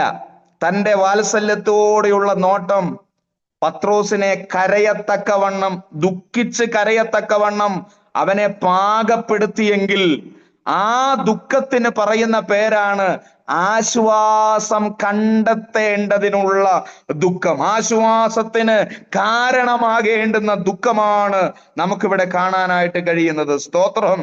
ആമേൻ. യോഹന്നാന്റെ സുവിശേഷം 21-ാം അധ്യായം അതിന്റെ 17-ാമത്തെ വാക്യം അവിടെ എങ്ങനാ പറയുന്നത്?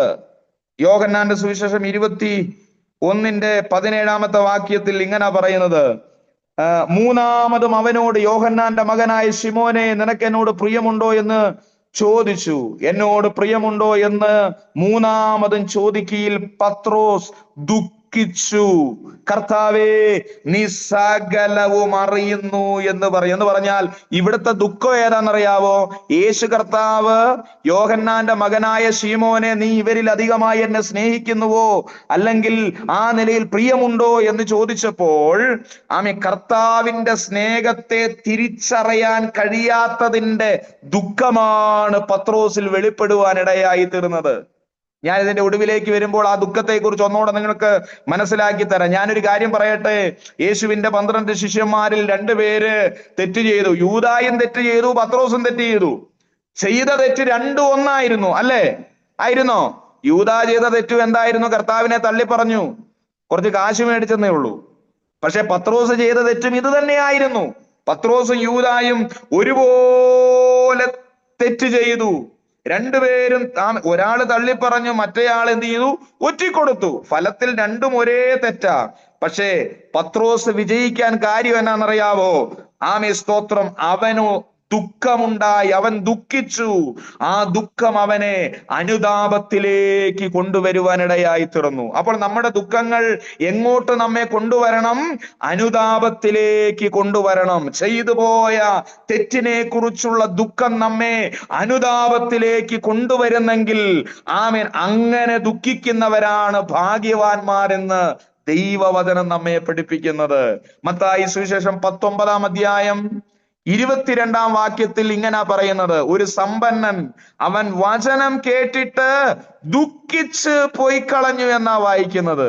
അവിടെ എന്തിനു വേണ്ടിയുള്ള ദുഃഖമാ തനിക്കുണ്ടായിരുന്നത്?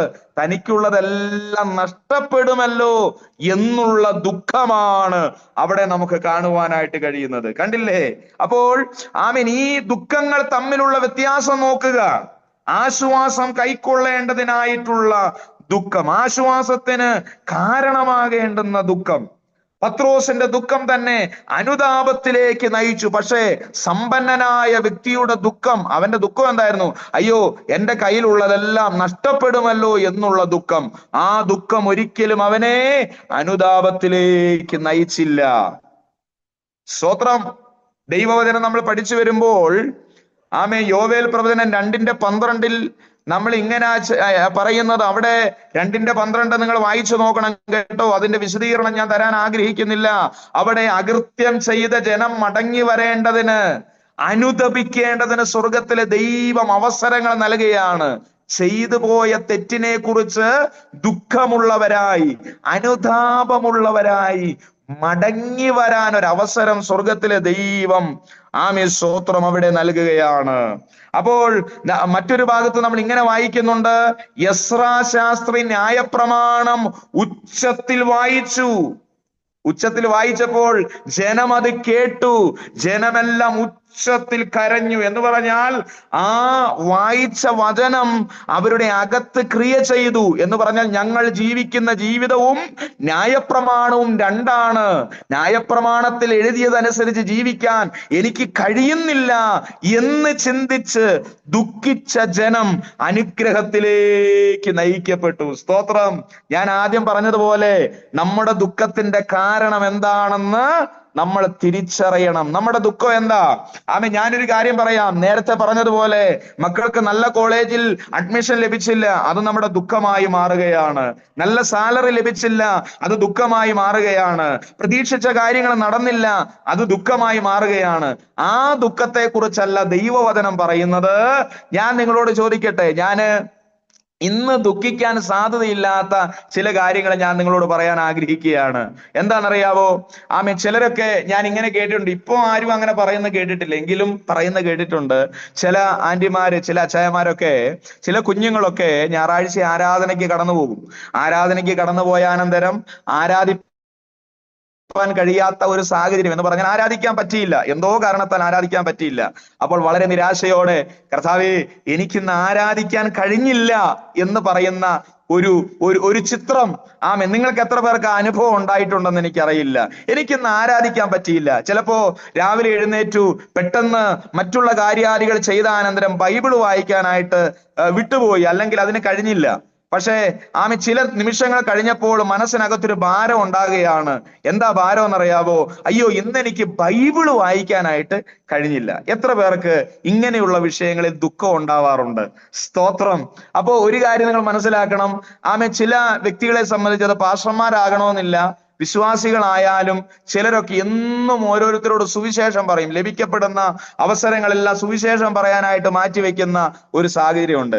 പക്ഷെ ചിലരിങ്ങനെ പറയുന്നത് കേട്ടിട്ടുണ്ട്, അയ്യോ എനിക്ക് ഭയങ്കര വിഷമമാണ്, കാരണം ഇന്ന് എനിക്ക് ആരോടും ദൈവത്തിന്റെ വചനം പങ്കുവെക്കാനായിട്ട് കഴിഞ്ഞില്ല. പക്ഷെ ഇങ്ങനെയുള്ള വിഷയത്തിൽ നമുക്കൊരു ദുഃഖം ഉണ്ടാവുകയാണെങ്കിൽ അത് നമ്മളെ അനുതാപത്തിലേക്കും മാനസാന്തരത്തിലേക്കും കർത്താവ് പറയുന്ന നിത്യജീവനിലേക്കും നമ്മെ എത്തിക്കും എന്നുള്ളത് വളരെ യാഥാർത്ഥ്യമായ ഒരു കാര്യമാണ്. നമ്മൾ ഈ നശിച്ചു പോകുന്ന ലോകത്തിൽ നിന്ന് ലഭിക്കപ്പെടാത്തതിലുള്ള ദുഃഖമല്ല നമുക്ക് വേണ്ടത്. കർത്താവേ, എനിക്കൊന്ന് ആത്മാവിൽ ആരാധിക്കാൻ പറ്റിയില്ലല്ലോ, എനിക്ക് ദൈവവചനം ധ്യാനിക്കാൻ പറ്റിയില്ലല്ലോ, എനിക്ക് ഉപവസിക്കാൻ കഴിയുന്നില്ലല്ലോ. സ്തോത്രം. ചിലരൊക്കെ ഈ കഴിഞ്ഞ ദിവസം ചിലരിനോട് പറയാനിടയായിരുന്നു, പക്ഷേ ഈ ഷുഗറിന്റെ അസ്വസ്ഥതയുള്ള ഉള്ളതുകൊണ്ട്, ഈ ഈ ടാബ്ലറ്റ് ഇങ്ങനെ കഴിക്കുന്നത് കൊണ്ട് ഒരു നേരം പോലും ഭക്ഷണം വെടിഞ്ഞ് പ്രാർത്ഥിക്കാൻ കഴിയുന്നില്ലല്ലോ. അത് അവരുടെ ദുഃഖമാണ്. സ്തോത്രം. ഞാൻ പറയാം, ദുഃഖം രണ്ട് നിലകളിലുണ്ട്. ഒന്ന്, ഈ നശിച്ചു പോകുന്ന ലോകത്തിൽ നമുക്ക് നേടിയെടുക്കാൻ കഴിയാത്തതിന്റെ ദുഃഖവും, മറിച്ച് നിത്യതയിലേക്ക് പോകാൻ ആഗ്രഹിക്കുന്ന ഒരു വ്യക്തിയെ സംബന്ധിച്ച് അയ്യോ എനിക്കത് ചെയ്യാൻ കഴിഞ്ഞില്ലല്ലോ കർത്താവേ എന്നുള്ള ദുഃഖവും. ഞാനൊരു കാര്യം പറയാം, നിങ്ങളുടെ ദുഃഖം നിങ്ങളെ അനുതാപത്തിലേക്ക് നയിക്കുന്നെങ്കിൽ അതിനർത്ഥം, ആമേൻ സ്തോത്രം, ഈ വാക്യം നിങ്ങൾക്കുള്ളതാണ്, നിങ്ങൾക്ക് ആശ്വാസം ലഭിക്കും. ഞാൻ ചോദിക്കട്ടെ, നാലാമത്തെ വാക്യം നമ്മൾ മൂന്നാമത്തെ വാക്യം നമ്മൾ വായിച്ചത് ഇങ്ങനെയാണ്: ആത്മാവിൽ ദരിദ്രരായവർ ഭാഗ്യവാന്മാർ, സ്വർഗരാജ്യം അവർക്കുള്ളത്. ദുഃഖിക്കുന്നവർ ഭാഗ്യവാന്മാർ, അവർക്ക് ആശ്വാസം ലഭിക്കും. അപ്പൊ അവർക്ക് എപ്പോഴാണ് ആശ്വാസം ലഭിക്കുന്നത്? നിങ്ങളൊന്ന് ചിന്തിച്ചേ. ആമേൻ സ്തോത്രം. ഈ ഭൂമിയിൽ ഒരു ആശ്വാസം കൈക്കൊള്ളാൻ നമുക്ക് എപ്പോൾ കഴിയുമെന്ന് ചോദിച്ചാൽ ആമേൻ നമുക്കതിനൊരു ഉത്തരവില്ല, അല്ലെ? ഒന്നല്ലെങ്കിൽ മറ്റൊരു തലത്തിൽ പ്രതിസന്ധികൾ ഒന്നിനു മേലെ ഒന്നായി നമ്മുടെ ജീവിതത്തിൽ ആഞ്ഞടിക്കുന്ന ഒരു സാഹചര്യത്തിലൂടെയാണ് നമ്മൾ പോകുന്നത്, അല്ലെ? ഇന്നത്തെ പ്രശ്നത്തെക്കാൾ വലിയ പ്രശ്നമാണ് നാളെ നമ്മളെ കാത്തിരിക്കുന്നത്. നിങ്ങൾക്ക് എത്ര പേർക്ക് അനുഭവം ഉണ്ടെന്ന് എനിക്കറിയില്ല. ഇന്നത്തെ പ്രശ്നം, അയ്യോ ഇതെല്ലാം ഒതുങ്ങി, ഇനി നാളെ എനിക്കൊരു സ്വസ്ഥതയുടെ കാലമാ എന്ന് പറഞ്ഞ് ആർക്കെങ്കിലും പ്രഭാതത്തിൽ എഴുന്നേക്കാൻ പറ്റുമോ? ആമേൻ. അങ്ങനെ ചിന്തിക്കുന്നത് നല്ലതാണ്, അത് നമ്മൾ ആഗ്രഹിക്കുന്നതാണ്. പക്ഷേ ഇന്നലേക്കാൾ പ്രശ്നത്തെക്കാൾ കൂടുതലാണ് ഇന്ന് എന്റെ ജീവിതത്തിൽ ഉള്ള പ്രശ്നം. അതുകൊണ്ട് ഇന്നും നാളെയൊന്നും എനിക്ക് ആശ്വാസം ലഭിക്കുമെന്നല്ല ഇതിനർത്ഥം. ആമേൻ. ആത്മീയതയ്ക്ക് വേണ്ടി അത് ലഭിക്കപ്പെടാത്തതിന്റെ പേരിൽ ഒരു ദുഃഖം നമുക്കുണ്ടെങ്കിൽ അത് അനുതാപത്തിലേക്കും ആ അനുതാപം നമ്മെ നിത്യതയിലേക്കും എത്തിക്കും എന്നുള്ളതിൽ യാതൊരു സംശയമില്ല. അപ്പോൾ ആമേൻ, നമ്മൾ എന്ത് ചെയ്യണം? ദുഃഖം നമുക്ക് ആവശ്യമാണ്. ദൈവവചന പ്രകാരം നമ്മൾ എന്ത് ചെയ്യണം? ദുഃഖിക്കണം. ആശ്വാസം കൈക്കൊള്ളേണ്ടതിന് വേണ്ടിയുള്ള ദുഃഖം, ആത്മീയതയ്ക്ക് വേണ്ടിയുള്ള ദുഃഖം. പ്രാർത്ഥിക്കാൻ പറ്റിയില്ലല്ലോ, ആരാധിക്കാൻ കഴിഞ്ഞില്ലല്ലോ, അല്ലെങ്കിൽ ആമേ സ്തോത്രം എനിക്ക് ശുശ്രൂഷിപ്പാൻ കഴിഞ്ഞില്ലല്ലോ, ഒന്നോടെ നന്നായി ശുശ്രൂഷിക്കാം എന്നുള്ള ഒരു ദുഃഖം നമ്മുടെ അകത്തുണ്ടെങ്കിൽ അത് ആശ്വാസത്തിന് കാരണമായി തീരും എന്നുള്ളതിൽ യാതൊരു സംശയവുമില്ല. സ്തോത്രം. ആമേൻ. അപ്പോൾ ആമേൻ, അടുത്തൊരു വാക്യം ഇങ്ങനെ വായിക്കുന്നത് മത്തായി സുവിശേഷം 5-ാം അധ്യായം അതിന്റെ 5-ാം വാക്യം. 5-ാം വാക്യത്തിൽ നമ്മൾ ഇങ്ങനെ വായിക്കുന്നത്: സൗമ്യതയുള്ളവർ ഭാഗ്യവാന്മാർ, അവർ ഭൂമിയെ എന്ത് ചെയ്യും? അവകാശമാക്കും. സ്തോത്രം. നമ്മള് ഒത്തിരി ആഗ്രഹമുള്ള ഞാനൊക്കെ ഒരു കാലത്തൊക്കെ ഒത്തിരി ദൈവത്തോട് പ്രാർത്ഥിച്ച ഒരു പ്രാർത്ഥനയാണ്: കർത്താവേ, ആമേ സ്തോത്രം, എന്റെ ജീവിതത്തിൽ സൗമ്യത തരണേ. സൗമ്യത. സ്തോത്രം. ഹല്ലേലൂയ. സത്യം പറഞ്ഞാൽ നമ്മുടെ മുഖത്തേക്ക് നോക്കിയാൽ അറിയാം, അല്പനേരം സംസാരിച്ചാൽ അറിയാം എന്താ നമുക്ക് സൗമ്യതയുണ്ടോ ഇല്ലയോ എന്നല്ലേ? സ്തോത്രം. നമ്മുടെ സൗമ്യതയൊക്കെ എവിടാ വെളിപ്പെടുന്നറിയാവോ? നമ്മുടെ സൗമ്യതയൊക്കെ പുറത്താ വെളിപ്പെടാറുള്ളത്. ആലയത്തിനകത്ത് നമ്മുടെ സൗമ്യതയൊക്കെ നന്നായി വെളിപ്പെടും, അല്ലേ? സ്തോത്രം. പാസ്റ്ററോട് പ്രൈസലോട് പറയുമ്പോ എന്തോ ഒരു സൗമ്യതയാ. സഹവിശ്വാസികളെ ആലയത്തിനകത്ത് വെച്ച് കണ്ടാൽ എന്തോ ഒരു സൗമ്യതയാ. അപ്പോഴൊക്കെ കർത്താവ് വന്നാൽ അപ്പൊ തന്നെ നമ്മൾ രൂപാന്തരം പ്രാപിച്ചു പോകുന്ന നിലയിലാണ് നമ്മുടെ സൗമ്യതയല്ല. സ്തോത്രം. പക്ഷെ ചില സന്ദർഭങ്ങളിൽ എന്തോ നമ്മുടെ സൗമ്യത എന്ത് ചെയ്യാണ്? നഷ്ടപ്പെട്ടു പോവുക. വീട്ടില് അമ്മാമ്മമാർ അച്ചായന്മാരോട് സംസാരിക്കാൻ നേരത്ത് ഈ പാസ്റ്ററോട് സംസാരിച്ച സൗമ്യതയൊന്നും ഇടയ്ക്ക് എന്ത് ചെയ്യാറില്ല, കാണാം. അത് തിരിച്ചും അങ്ങനെ തന്നെയാ. അമ്മാമ്മമാര് ചർച്ചിനകത്ത് വരുന്ന പ്രാർത്ഥനയൊക്കെ കേട്ടാൽ, സാക്ഷിയൊക്കെ കേട്ടാൽ, ഈ പണ്ട് കാലത്ത്, ഇപ്പോഴും സാക്ഷ്യം സഭയ്ക്കകത്ത് കുറവാണല്ലോ, ഇന്ന് സാക്ഷ്യം കുറവാ. നിങ്ങൾ വിശ്വസിച്ചാലില്ല, സാക്ഷിയൊക്കെ ഇന്ന് വളരെ വിരളമാ. ഇപ്പം സ്വതന്ത്ര സാക്ഷ്യത്തിനുള്ള സമയമാണ്. ദൈവം ഏതെങ്കിലും നിലകളിൽ ദൈവം അത്ഭുതം പ്രവർത്തിച്ചെങ്കിൽ നിങ്ങൾക്ക് പറയാനുള്ള അവസരമാണെന്നൊക്കെ പറഞ്ഞാൽ ആരും എഴുന്നേൽക്കുകയല്ല. എല്ലാവരും നന്മ അനുഭവിച്ചവരാണ്, പക്ഷെ ഒരെണ്ണം എഴുന്നേൽക്കുകയല്ല. സ്തോത്രം. പക്ഷെ കുറച്ചുകൂടെ മുൻകാലങ്ങളിലുള്ള സാക്ഷ്യങ്ങളിൽ അവിടെ സാക്ഷ്യം കേട്ടാൽ തന്നെ എന്താ ഒരു സൗമ്യത. എന്താ? എളിയവനും, അല്ലേ? ഏഴയും. പണ്ടത്തെ വാക്കുകളാ, അമ്മച്ചിമാരൊക്കെ ആയിരുന്നു ചിരിക്കുന്നുണ്ട്. ഏഴയും പൊടിയുമായ. ഈ പൊടി വീട്ടിൽ പോണം. ഈ സഭയ്ക്കകത്തെ പൊടി വീട്ടിൽ പോയിട്ടുണ്ടെങ്കിൽ സ്തോത്രം, അവിടെയാണ് പ്രശ്നം. ഈ ഏഴയും പൊടിയുമായ, അല്ലെങ്കിൽ ആ സാക്ഷ്യം പറയുമ്പോഴൊക്കെ താഴ്മയൊക്കെ എന്തോ ഒരു താഴ്മയാണെന്നറിയാവോ? ആമേൻ. ആ സൗമ്യത ആമേൻ ഭയങ്കരമാ. പക്ഷെ ഞാനൊരു കാര്യം നിങ്ങളോട് പറയാം. ആമേൻ. ആലയത്തിനകത്തുള്ള സൗമ്യത ഭവനത്തിന്റെ അകത്തളത്തിൽ എന്ത് ചെയ്യണം? വേണം. ഞാനിങ്ങനെ ചിന്തിക്കാറുണ്ട്.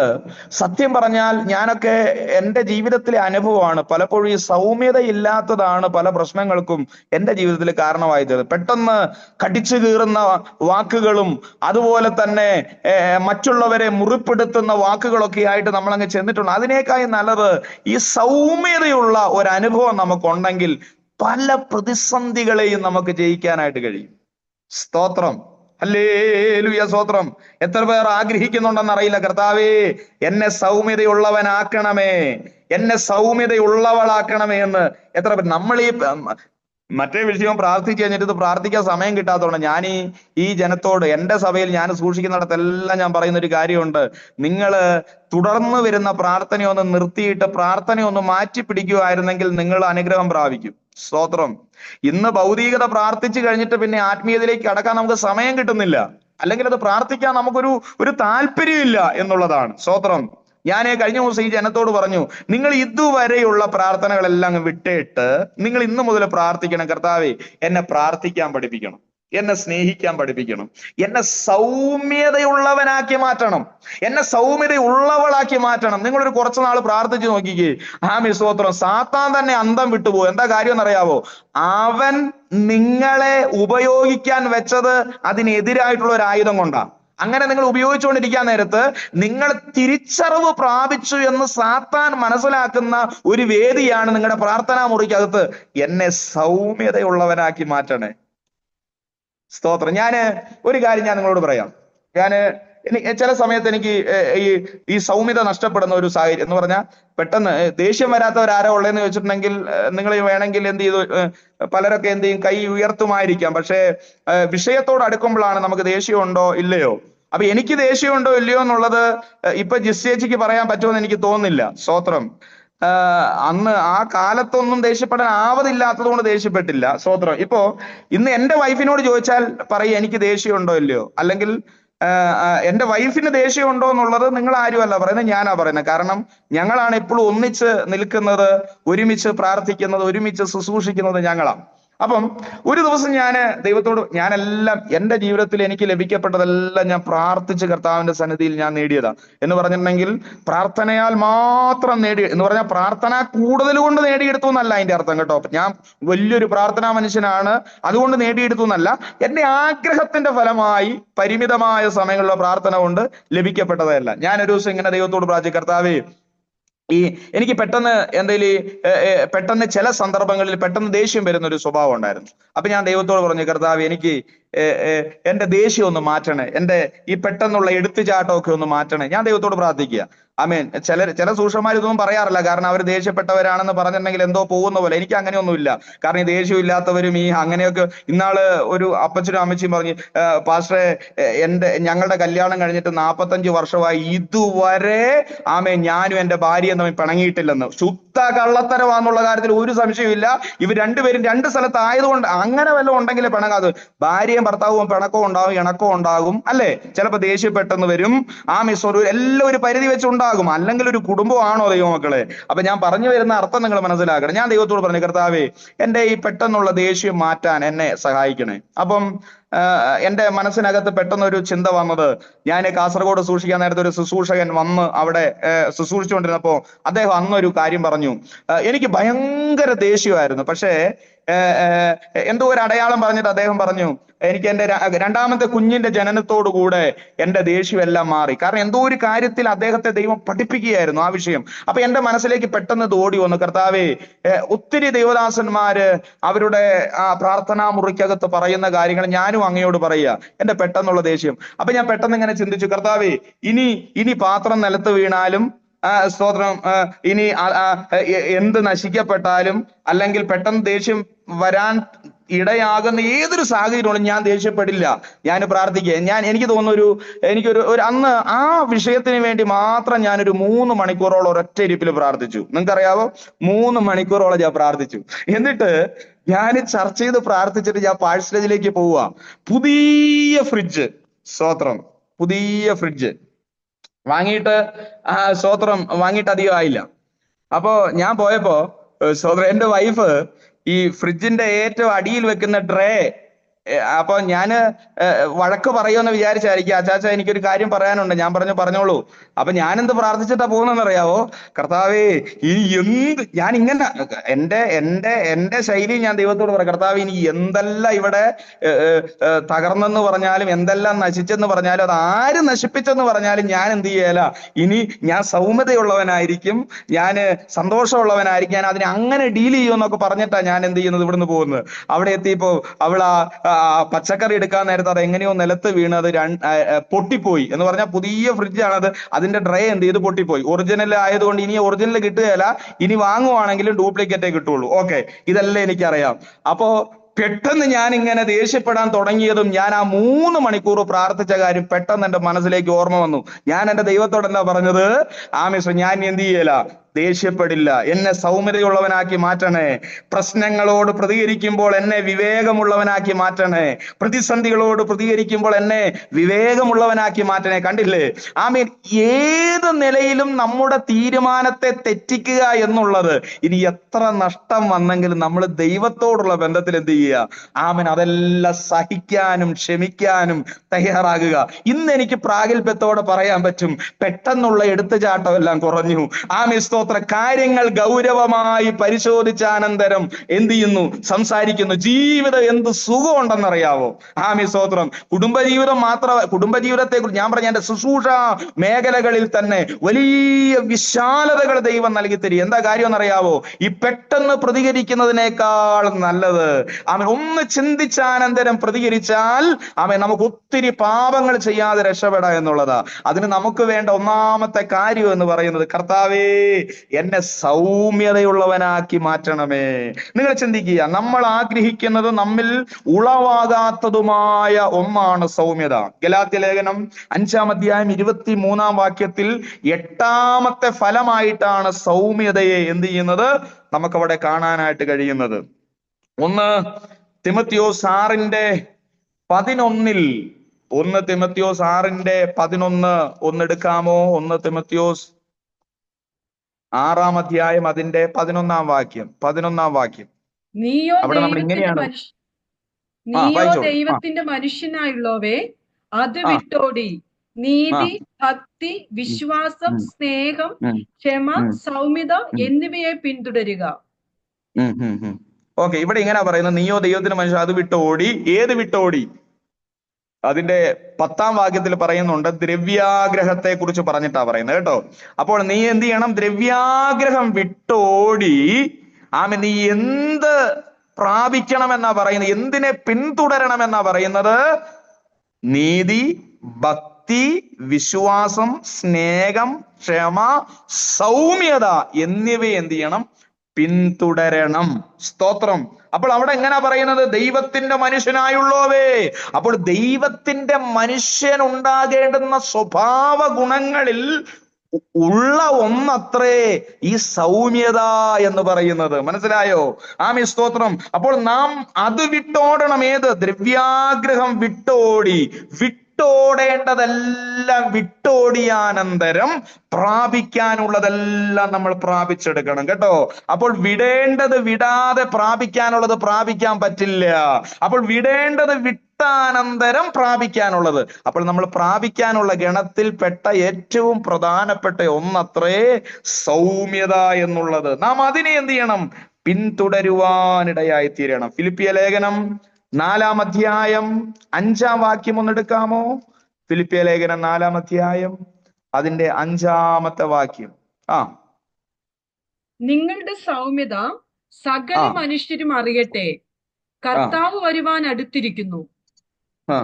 സ്തോത്രം. ഇവിടെ ഇങ്ങനെ പറയുന്നത്, നിങ്ങളുടെ സൗമ്യത സകല മനുഷ്യരും അറിയട്ടെ, കർത്താവ് വരാറായി എന്ന് പറഞ്ഞാൽ അതിന്റെ അർത്ഥം എന്താണെന്നറിയാവോ? നമ്മുടെ രൂപാന്തരത്തിന് ഈ സൗമ്യതയുടെ പ്രാധാന്യമാണ് അവിടെ എന്ത് ചെയ്തത്. കർത്താവ് വന്നാൽ എന്താ സംഭവിക്കുന്നത്? സോ അത് ഇന്നാൾ ആരോ പ്രസംഗിച്ചപ്പോ ഇങ്ങനെ പറഞ്ഞ, കർത്താവ് വരുന്നതൊന്നും പ്രസംഗിക്കില്ല ഭാഷ, ഞങ്ങളൊക്കെ ഒന്ന് ജീവിച്ച് വരുന്നേ ഉള്ളൂ എന്ന് പറഞ്ഞാൽ, ഞങ്ങള് എല്ലാം ഒന്ന് സെറ്റായി വരുന്നേ ഉള്ളൂ എന്ന് പറഞ്ഞാൽ, ഞാനൊരു കാര്യം ചോദിക്കട്ടെ, അങ്ങനെ ഇവിടെ സെറ്റായി നിൽക്കാൻ വേണ്ടിയാണോ കർത്താവ് നമ്മളെ വിളിച്ചത്? അല്ല. കർത്താവിന്റെ വരവ് ഇന്നല്ലെങ്കിൽ നാളെ സംഭവിക്കും നമ്മൾ വിശ്വസിക്കുന്നു.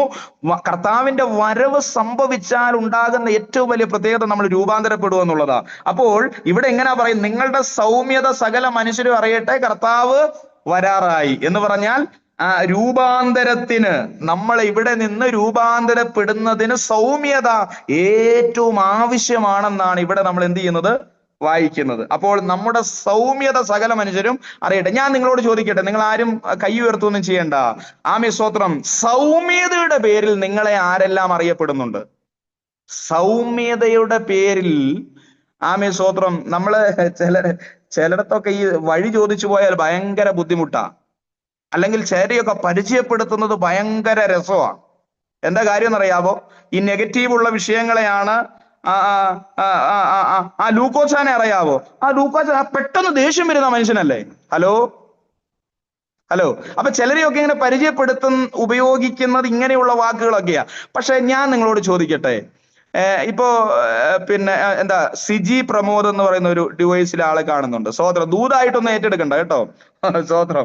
ഒരു ഉദാഹരണം ഞാൻ പറയാം. അപ്പൊ ഈ സിജി എന്ന് പറയുന്ന ആന്റിയെ കാണാൻ നേരത്ത്, സ്വോത്രം, പരിചയപ്പെടുത്താൻ നേരത്ത് വേറൊരാള് അവരുടെ പേരറിയില്ലെങ്കിൽ രൂപത സാദൃശ്യം പറഞ്ഞു കൊടുത്തപ്പം സംസാരിക്കുമ്പോഴൊക്കെ ഒത്തിരി സൗമ്യതയോടെ സംസാരിക്കുന്ന ആന്റി ആണോ? ആന്റി അതായത് നന്നായിട്ട് ചിരിക്കുന്നുണ്ട്, സൗമ്യത കുറച്ചുണ്ടെന്ന് തോന്നുന്നു. സ്തോത്രം. അപ്പൊ ആന്റി ആണോ എന്ന് അങ്ങനെ ആകണം നമ്മളെ അഡ്രസ് ചെയ്യുന്നതെന്ന് ഞാൻ പറഞ്ഞാൽ എത്ര പേർക്ക് അത് ഏറ്റെടുക്കാനായിട്ട് പറ്റും? സ്തോത്രം. ഹല്ലേലൂയ. നിങ്ങളുടെ അച്ചായന്മാർ അടുത്തിരിക്കുന്നുണ്ടെങ്കിൽ മൂക്കത്ത് കൈ വെക്കുന്നുണ്ടാകും അല്ലേ? കർത്താവേ, ഞാൻ ഒത്തിരി നാളായി എന്റെ ഭാര്യയ്ക്ക് വേണ്ടി പ്രാർത്ഥിച്ചുകൊണ്ടിരിക്കുക. തിരിച്ചും അങ്ങനെ തന്നെയാ കേട്ടോ, തിരിച്ചും അങ്ങനെ തന്നെയാ. സൗമ്യത അമ്മാമ്മമാർക്ക് മാത്രമല്ല, എല്ലാവർക്കും സൗമ്യത വേണം. രൂപാന്തരപ്പെടാനുള്ളവർക്കെല്ലാം വേണ്ടതാണ് സൗമ്യത അല്ലേ? പാസ്റ്റർമാർക്കും വേണം സൗമ്യത, അമ്മാമ്മമാർക്കും വേണം സൗമ്യത, അമ്മച്ചിമാർക്കും വേണം സൗമ്യത, സഹോദരിമാർക്കും വേണം, കുഞ്ഞുങ്ങൾക്കെല്ലാം വേണ്ട ഒന്നത്രേ സൗമ്യത. കാരണം രൂപാന്തരവും സൗമ്യതയും തമ്മിൽ ബന്ധപ്പെട്ട് കിടക്കുന്നു. കർത്താവിന്റെ വരവ് ഏറ്റവും ആസന്നമായി ഇരിക്കുമ്പോ നമ്മുടെ സൗമ്യത ദൈവം ആഗ്രഹിക്കുന്നു എന്നുള്ളതാണ്. വേഗത്തിൽ മുൻപോട്ട് നീങ്ങട്ടെ. ആമേൻ. സ്തോത്രം. യേശു കർത്താവ് പറഞ്ഞു, മത്തായി സുവിശേഷം 11-ാം അധ്യായം 29-ാമത്തെ വാക്യത്തിൽ അവിടെ ഇങ്ങനെയാണ് പറയുന്നത്, ഞാൻ സൗമ്യതയും, വായിച്ചാട്ടെ, മത്തായി 11:29 ഒന്ന് വായിക്കാമോ? ഞാൻ സൗമ്യതയും താഴ്മയും ഉള്ളവനാകിയാൽ എന്റെ മുഖം ഏറ്റുകൊണ്ട് എന്നോട് പഠിപ്പീൻ, എന്നാൽ നിങ്ങളുടെ ആത്മാക്കൾക്ക് ആശ്വാസം കണ്ടെത്തും. മതി. ഇവിടെ ഇങ്ങനെയാ പറഞ്ഞ, സൗമ്യതയും താഴ്മയും ഉള്ളവനാകയാൽ എന്റെ മുഖമേറ്റ് എന്നോട്. അപ്പോൾ ഈ സൗമ്യനാകാൻ നമ്മൾ ആഗ്രഹിക്കുന്നെങ്കിൽ നമ്മൾ ആരെ കണ്ടാ പഠിക്കേണ്ടത്? ആരെ കണ്ടാ പഠിക്കേണ്ടത്? എന്നോട്, എന്റെ മുഖമേറ്റ് എന്നോട് പഠിപ്പിൻ. ആരോടെ പഠിക്കണ്ടേ? യേശു കർത്താവിനെ. സൗമ്യതയുടെ നല്ല ഒരു പ്രദർശനമാണ് യേശു കർത്താവിൽ നമുക്ക് കാണുവാനായിട്ട് കഴിയുന്നത്. അതുകൊണ്ടാണ് ആമേൻ ഫിലിപ്പിയ ലേഖനം 2-ാം അധ്യായം 5-ാം വാക്യത്തിൽ പറയുന്നത്, ക്രിസ്തുവിന്റെ ഭാവം നിങ്ങളിലും ഉണ്ടായിരിക്കട്ടെ. ക്രിസ്തുവിന്റെ ഭാവം നിങ്ങളിൽ ഉണ്ടായിരിക്കട്ടെ. അതാണ് ആമേൻ. അവിടെ നമ്മൾ ഇങ്ങനെ വായിക്കുന്നത്, ഫിലിപ്പിയ ലേഖനം 2:5, പെട്ടെന്ന് വായിച്ച്. ക്രിസ്തുവേശുവിനുള്ള ഭാവം തന്നെ നിങ്ങളിലും ഉണ്ടായിരിക്കട്ടെ. രൂപത്തിലിരിക്കെ ദൈവത്തോടുള്ള സമത്വം മുറുകെ പിടിച്ചു കൊള്ളണമെന്ന് വിചാരിക്കാതെ ദാസരൂപമെടുത്ത് മനുഷ്യ സാദൃശ്യത്തിലായി തന്നെത്താൻ ഒഴിച്ച് വേഷത്തിൽ മനുഷ്യനായി വിളങ്ങി തന്നെത്താൻ താഴ്ത്തി മരണത്തോളം, ക്രൂശിലെ മരണത്തോളം തന്നെ അനുസരണമുള്ളവനായി തീർന്നു. കണ്ടില്ലേ? യേശു ക്രിസ്തുവിന്റെ ഭാവം തന്നെ നിങ്ങളിൽ ഉണ്ടായിരിക്കട്ടെ. ഇവിടെ ആമേൻ മത്തായി സുവിശേഷം 11:29 എങ്ങനെയാ പറയുന്നത്? ഞാൻ സൗമ്യതയും താഴ്മയും ഉള്ളവനാകയാൽ എന്റെ മുഖമേറ്റ് എന്നോട് പഠിക്കണം. അപ്പോൾ ആ പഠിക്കേണ്ട കാര്യമാണ് ഇവിടെ പറഞ്ഞത്. യേശു കർത്താവ് ആമേൻ ക്രിസ്തുവിന്റെ ഭാവമുള്ളവരായി നമ്മൾ എന്ത് ചെയ്യണം? മാറണം. ക്രിസ്തുവിന്റെ ഭാവമുള്ളവരായി മാറണം. 1 പത്രോസ് 3:1-2 വാക്യങ്ങൾ നമ്മൾ പഠിക്കുമ്പോൾ അവിടെ ഇങ്ങനെയാണ് വായിക്കുന്നത്: നിർമ്മലമായ നടപ്പ് നിമിത്തം. ആരുടെ നടപ്പ് നിമിത്തം? ഭാര്യയുടെ നിർമ്മലമായ നടപ്പ് നിമിത്തം വചനം കൂടാതെ. ഭാര്യമാരെ നിങ്ങളുടെ ഭർത്താക്കന്മാർക്ക് കീഴടങ്ങിയിരിപ്പീൻ. അവരിൽ വല്ലവരും വചനം അനുസരിക്കാത്ത പക്ഷം ഭയത്തോടു കൂടിയ നിങ്ങളുടെ നിർമ്മലമായ നടപ്പ് കണ്ടറിഞ്ഞ് ദൈവവചനം കൂടാതെ ഭാര്യമാരുടെ നടപ്പിനാൽ ചേർന്ന് വരുവാനിടയാകും. സ്തോത്രം. ഭാര്യമാരുടെ നടപ്പിനാൽ ചേർന്ന് വരുവാൻ ഇടയാകും. സ്തോത്രം. ഞാനൊരു കാര്യം നിങ്ങളോട് പറയട്ടെ. ഇവിടെയെല്ലാം നിർമ്മലമായ നടപ്പ് നിമിത്തം സ്തോത്രം അവരെന്ത് ചെയ്യും? ചേർന്ന് വരുമെന്നാ പറയുന്നത്. എന്ന് പറഞ്ഞാൽ ഇവിടെയൊക്കെയാണ് നമ്മുടെ സൗമ്യത. വേറൊരു ഭാഗത്ത് ഇങ്ങനെ പറയുന്നുണ്ട്, സങ്കീർത്തന പുസ്തകം 18:35 ഇങ്ങനെ പറയുന്നത്: നിന്റെ സൗമ്യത എന്നെ വലിയവനാക്കി. കണ്ടില്ലേ? നിന്റെ സൗമ്യത എന്നെ വലിയവനാക്കി. കണ്ടില്ലേ? അപ്പോൾ എന്നെ വലിയവനാക്കുന്നത് കർത്താവിനോട് ഞാൻ പഠിച്ച സൗമ്യതയാണ് എന്നെ വലിയവനാക്കുന്നത്. യേശു കർത്താവിന്റെ സൗമ്യതയാണ് എന്നെ വലിയവനാക്കുന്നത്. സ്തോത്രം. അവസാന നിമിഷത്തെ യേശു കർത്താവിന്റെ പ്രാർത്ഥനയിലേക്ക് നമ്മൾ നോക്കിയാലും യേശുവിന്റെ സൗമ്യത വെളിപ്പെട്ടു വരും. യേശുവിന് സകലവും കഴിയുമായിരുന്നിട്ടും യേശു കർത്താവ് നമുക്ക് വേണ്ടി ക്ഷമിച്ച് തന്റെ സൗമ്യത അവിടെ പ്രദർശിപ്പിക്കുകയാണ്. ലൂക്കോസിന്റെ സുവിശേഷം 22:45 വാക്യത്തിൽ കണ്ണ് കെട്ടി സ്തോത്രം തന്നെ തല്ലിയ ആളുകൾ കണ്ട് അവിടെ നമ്മൾ വായിക്കാൻ പറ്റുന്നുണ്ട്. അവിടെ ഇങ്ങനെ പറയുന്നത്: നിന്നെ തല്ലിയതാരെന്ന് നീ പ്രവചിക്ക എന്ന് പറഞ്ഞപ്പം യേശുവിന് പറയാൻ പറ്റുമായിരുന്നോ ആര് തന്നെ തല്ലിയെന്നും തന്റെ കുടുംബ പശ്ചാത്തലം, തന്റെ മാതാപിതാക്കൾ, സ്തോത്രം, തന്റെ സകല ഡീറ്റെയിൽസും അറിഞ്ഞിട്ടും യേശു കർത്താവ് തന്റെ സൗമ്യത അവിടെ വെളിപ്പെടുത്തുകയാണ്. സ്തോത്രം. അപ്പോ അടുത്തൊരു കാര്യം വചനം ഇങ്ങനെ പറയുന്നത്: സ്തോത്രം, ദുഷ്പ്രവർത്തിക്കാരോടൊപ്പം ക്രൂശിൽ കിടക്കുന്ന യേശു കർത്താവ് യേശു കർത്താവ് പറയുകയാണ്, ഇവർ ചെയ്യുന്നത് എന്തെന്ന് അറിയായികയാൽ ഇവരോട് ക്ഷമിക്കണമേ. അവിടുത്തെ യേശുവിന്റെ സൗമ്യതയാണ് നമ്മൾ മനസ്സിലാക്കേണ്ടത്. സ്തോത്രം. പറഞ്ഞില്ലേ? കർത്താവിന്റെ സൗമ്യതയാണ് നമ്മെ വലിയവനാക്കുന്നത്. സ്തോത്രം. അതുകൊണ്ട് 5:5 പറയുന്നത്: സൗമ്യതയുള്ളവർ ഭാഗ്യവാന്മാർ, അവർ ഭൂമിയെ അവകാശമാക്കും. 1 പത്രോസ് 3:15 ഒന്ന് വായിക്കാമോ? 1 പത്രോസ് 3:15 ഒന്ന് വായിക്കാമോ?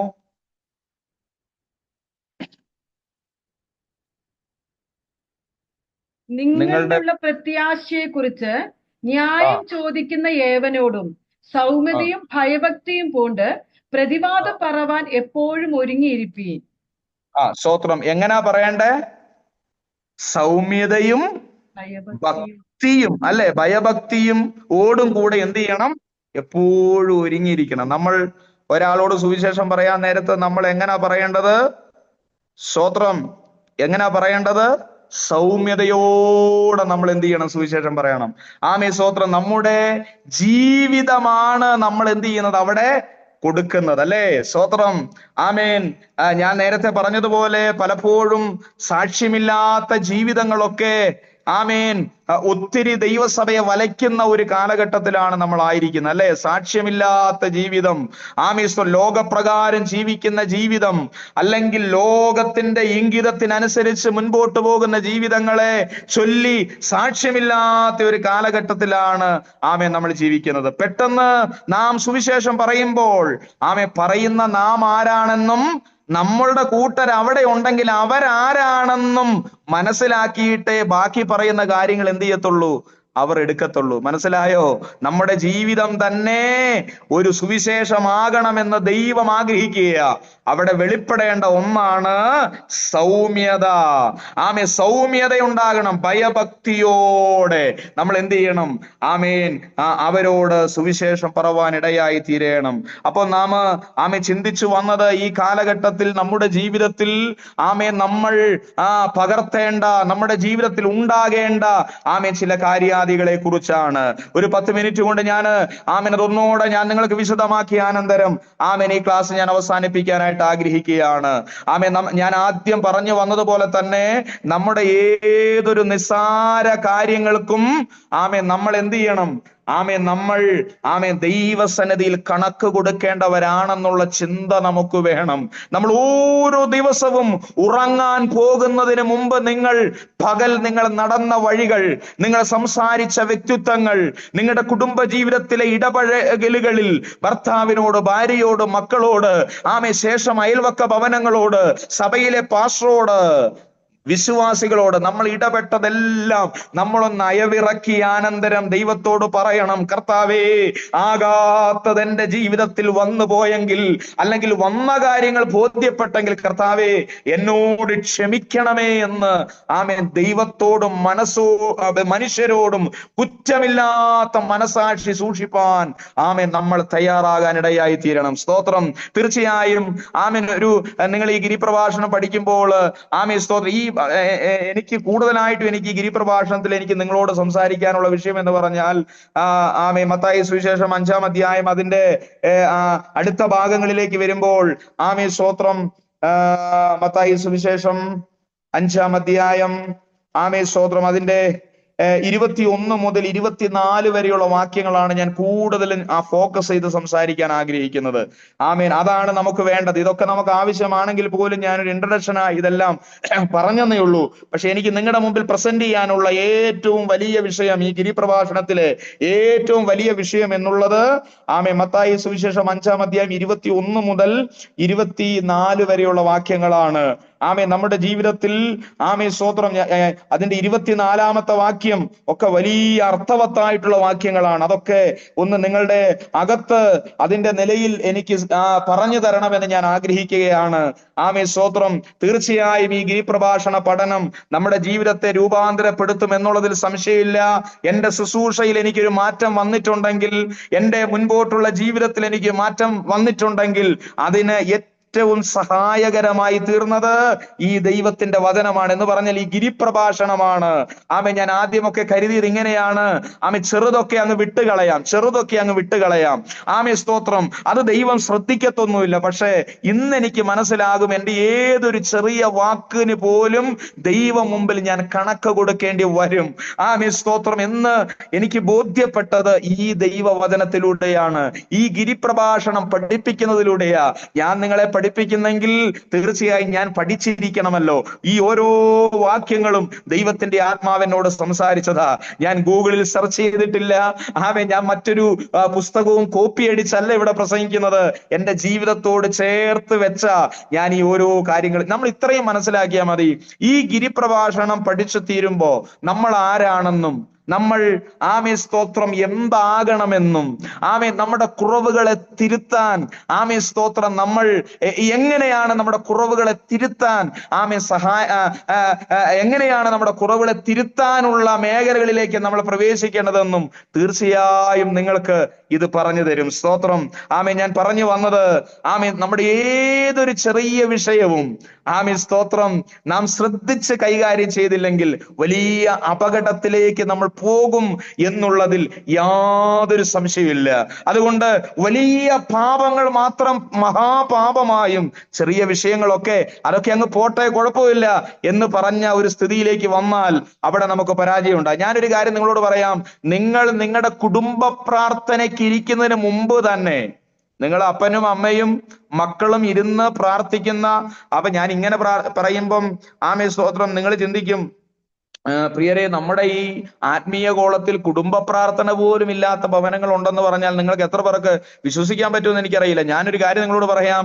പല ഭവനങ്ങളിലും കുടുംബ പ്രാർത്ഥന പോലും ഇല്ല. കുടുംബ പ്രാർത്ഥന പോലും നഷ്ടപ്പെട്ടു. ഞാനൊരു കാര്യം പറയാം. കുടുംബ പ്രാർത്ഥനയ്ക്ക് ഇരുന്ന് പ്രാർത്ഥിക്കുന്നതിന് മുമ്പ് നിങ്ങൾ ചെയ്യേണ്ട ഒരു കാര്യമുണ്ട്. എന്തെങ്കിലും തെറ്റ് നിങ്ങൾ തമ്മിൽ അസ്വസ്ഥതകൾ ഉണ്ടായിട്ടുണ്ടെങ്കിൽ നിങ്ങൾ എന്ത് ചെയ്യണം? അത് പറഞ്ഞ് തീർത്താനന്തരം പ്രാർത്ഥിക്കുക. അല്ലെങ്കിൽ അത് വലിയ ശിക്ഷാവിധിക്ക് കാരണമായി തീരും. അത് അടുത്ത വചന പഠനത്തിൽ വരുന്ന ഒരു കാര്യമാണ്. നമ്മൾ ക്രമീകരിക്കപ്പെടാതെയുള്ള നമ്മുടെ പ്രാർത്ഥനയും നമ്മുടെ ആരാധനയും നമ്മുടെ ശുശ്രൂഷകളും ഒക്കെ അത് വലിയ പ്രതിസന്ധിയിലേക്ക് നമ്മെ എന്ത് ചെയ്യും? കൊണ്ടുപോകും എന്നുള്ളതാണ്. സ്തോത്രം. നമ്മുടെ കുടുംബ പ്രാർത്ഥനയ്ക്ക് ഇരിക്കുമ്പോൾ തന്നെ എന്ത് ചെയ്യണം? പറഞ്ഞു തീർക്കണം. ദൈവത്തോടുള്ളത് ദൈവത്തോട് പറഞ്ഞു തീർക്കണം. മനുഷ്യരോടുള്ളത് മനുഷ്യരോട് എന്ത് ചെയ്യണം? പറയണം. സ്തോത്രം. ഞാൻ ഈ കഴിഞ്ഞ ദിവസം അല്ല, കുറച്ച് മാസങ്ങൾക്ക് മുമ്പ് സ്തോത്രം, ഒരു വ്യക്തിയോട് ഇങ്ങനെ സംസാരിച്ചു കൊണ്ടിരിക്കുമ്പോൾ അദ്ദേഹം ഇങ്ങനെ പറഞ്ഞു. അദ്ദേഹത്തോട് ഞാൻ പറഞ്ഞു, അച്ചായ, ഈ തിരുമേശയൊക്കെ എടുക്കുന്ന ആളല്ലേ, ആത്മാവിലും ആ സത്യത്തിലും ഒക്കെ ആരാധിക്കുന്ന ആളല്ലേ, അപ്പോ നമ്മള് ഇന്ന വിഷയത്തിൽ അങ്ങ് ക്ഷമിച്ചു കള, അല്ലെങ്കിൽ അതങ്ങ് വിട്ടുകൊടുക്ക് എന്ന് പറഞ്ഞു. എന്നിട്ട് ഞാൻ അദ്ദേഹത്തോട് പറഞ്ഞു, അച്ചായ, അങ്ങനെ വിട്ടുകൊടുത്തില്ലെങ്കിൽ നിത്യത എന്നുള്ള അല്ലെങ്കിൽ ദൈവരാജ്യം എന്നുള്ള ആ തലത്തിലേക്ക് പോകാൻ വേണ്ടിയുള്ളവരാണല്ലോ നമ്മൾ. അപ്പോൾ അദ്ദേഹം പറഞ്ഞൊരു കാര്യമുണ്ട്. കാരണം അദ്ദേഹത്തിന് ക്ഷമിക്കാൻ പറ്റുന്നില്ല എന്നുള്ളതാ. ക്ഷമിക്കാൻ പറ്റുന്നില്ല അദ്ദേഹത്തിന്. അപ്പൊ നമുക്കും ചിലപ്പോഴൊക്കെ ഉണ്ടല്ലോ, എന്നാലും അവൾ എന്നോട് ഇങ്ങനെ പറയുമെന്ന് ഞാൻ എന്ത് ചെയ്തില്ല? കരുതിയില്ല. എന്നോട് ഇങ്ങനെ പറയുമെന്ന് ഞാൻ എന്ത് ചെയ്തില്ല? ചിന്തിച്ചില്ല. അപ്പൊ ക്ഷമിക്കാൻ പറ്റാത്ത കാര്യം ക്ഷമിക്കാൻ കഴിയും, പക്ഷെ അദ്ദേഹം എന്ത് ചെയ്യാൻ ക്ഷമിക്കാൻ തയ്യാറല്ല. അദ്ദേഹം എന്നോട് പറഞ്ഞൊരു കാര്യം എന്താണെന്നറിയാവോ? സ്തോത്രം. അദ്ദേഹത്തോട് ക്ഷമിക്കാൻ ഞാൻ തയ്യാറല്ല. അദ്ദേഹത്തോട് ക്ഷമിക്കാൻ ഞാൻ തയ്യാറല്ലാത്തത് കൊണ്ട് ഈ നിത്യത എനിക്ക് ഇല്ലെങ്കിൽ എനിക്ക് നിത്യത എന്ത് ചെയ്യണ്ട? വേണ്ട. സ്തോത്രം. ഞാൻ പറഞ്ഞ അർത്ഥം നിങ്ങൾക്ക് മനസ്സിലായോ? മനുഷ്യനോടുള്ള ബന്ധത്തിൽ നമ്മുടെ ബന്ധങ്ങളാണ് ദൈവത്തോട് നമ്മെ അടുപ്പിക്കുന്നത്. മനുഷ്യനോട് ബന്ധമില്ലാത്ത ഒരുവനും ദൈവത്തോട് ബന്ധപ്പെടാൻ പറ്റില്ല. മനുഷ്യനോട് ബന്ധമില്ലാത്ത ഒരു മനുഷ്യനും സ്തോത്രം ദൈവമായിട്ട് ബന്ധപ്പെടാൻ പറ്റില്ലെന്ന് പറഞ്ഞാൽ എത്ര പേർക്ക് ആമേൻ പറയുമെന്ന് എനിക്കറിയില്ല. ഈ ഗിരിപ്രഭാഷണത്തിൽ അത് വ്യക്തമായി രേഖപ്പെടുത്തിയിട്ടുണ്ട്. നീ മനുഷ്യരോട് മിണ്ടുന്നില്ലെങ്കിൽ ദൈവത്തോട് മിണ്ടാനുള്ള അർഹത നിനക്കില്ലവേ ഇല്ല. സ്തോത്രം. അല്ലേ? നമ്മുടെ അതരത്തിലല്ല ഈ ദൈവസ്നേഹം ഇരിക്കുന്നത്, നമ്മുടെ ഹൃദയത്തിൽ നിന്ന് പുറത്തു വരുന്നതാണെന്ന് ഈ ദൈവവചനം നമ്മെ എന്ത് ചെയ്യുന്നു? പഠിപ്പിക്കുന്നു. അതുകൊണ്ട് നമ്മുടെ ജീവിതം എവിടെ പാളിച്ചകൾ വന്നോ, എവിടെ ക്രമീകരിക്കപ്പെടണമോ അവിടെ നമ്മൾ ക്രമീകരിക്കപ്പെട്ടേ മതിയാകൂ. ഞാൻ ഈ കഴിഞ്ഞ ദിവസമൊക്കെ ഈ സ്വർഗം നരകം, ഈ കർത്താവിന്റെ രണ്ടാം വരവ് ഇങ്ങനെ പഠിപ്പിച്ചുകൊണ്ടിരിക്കുമ്പോ ഈ സ്വർഗം നരകം എന്ന വിഷയത്തെ കുറിച്ചൊക്കെ ഇങ്ങനെ ഞാൻ പഠിപ്പിക്കുക.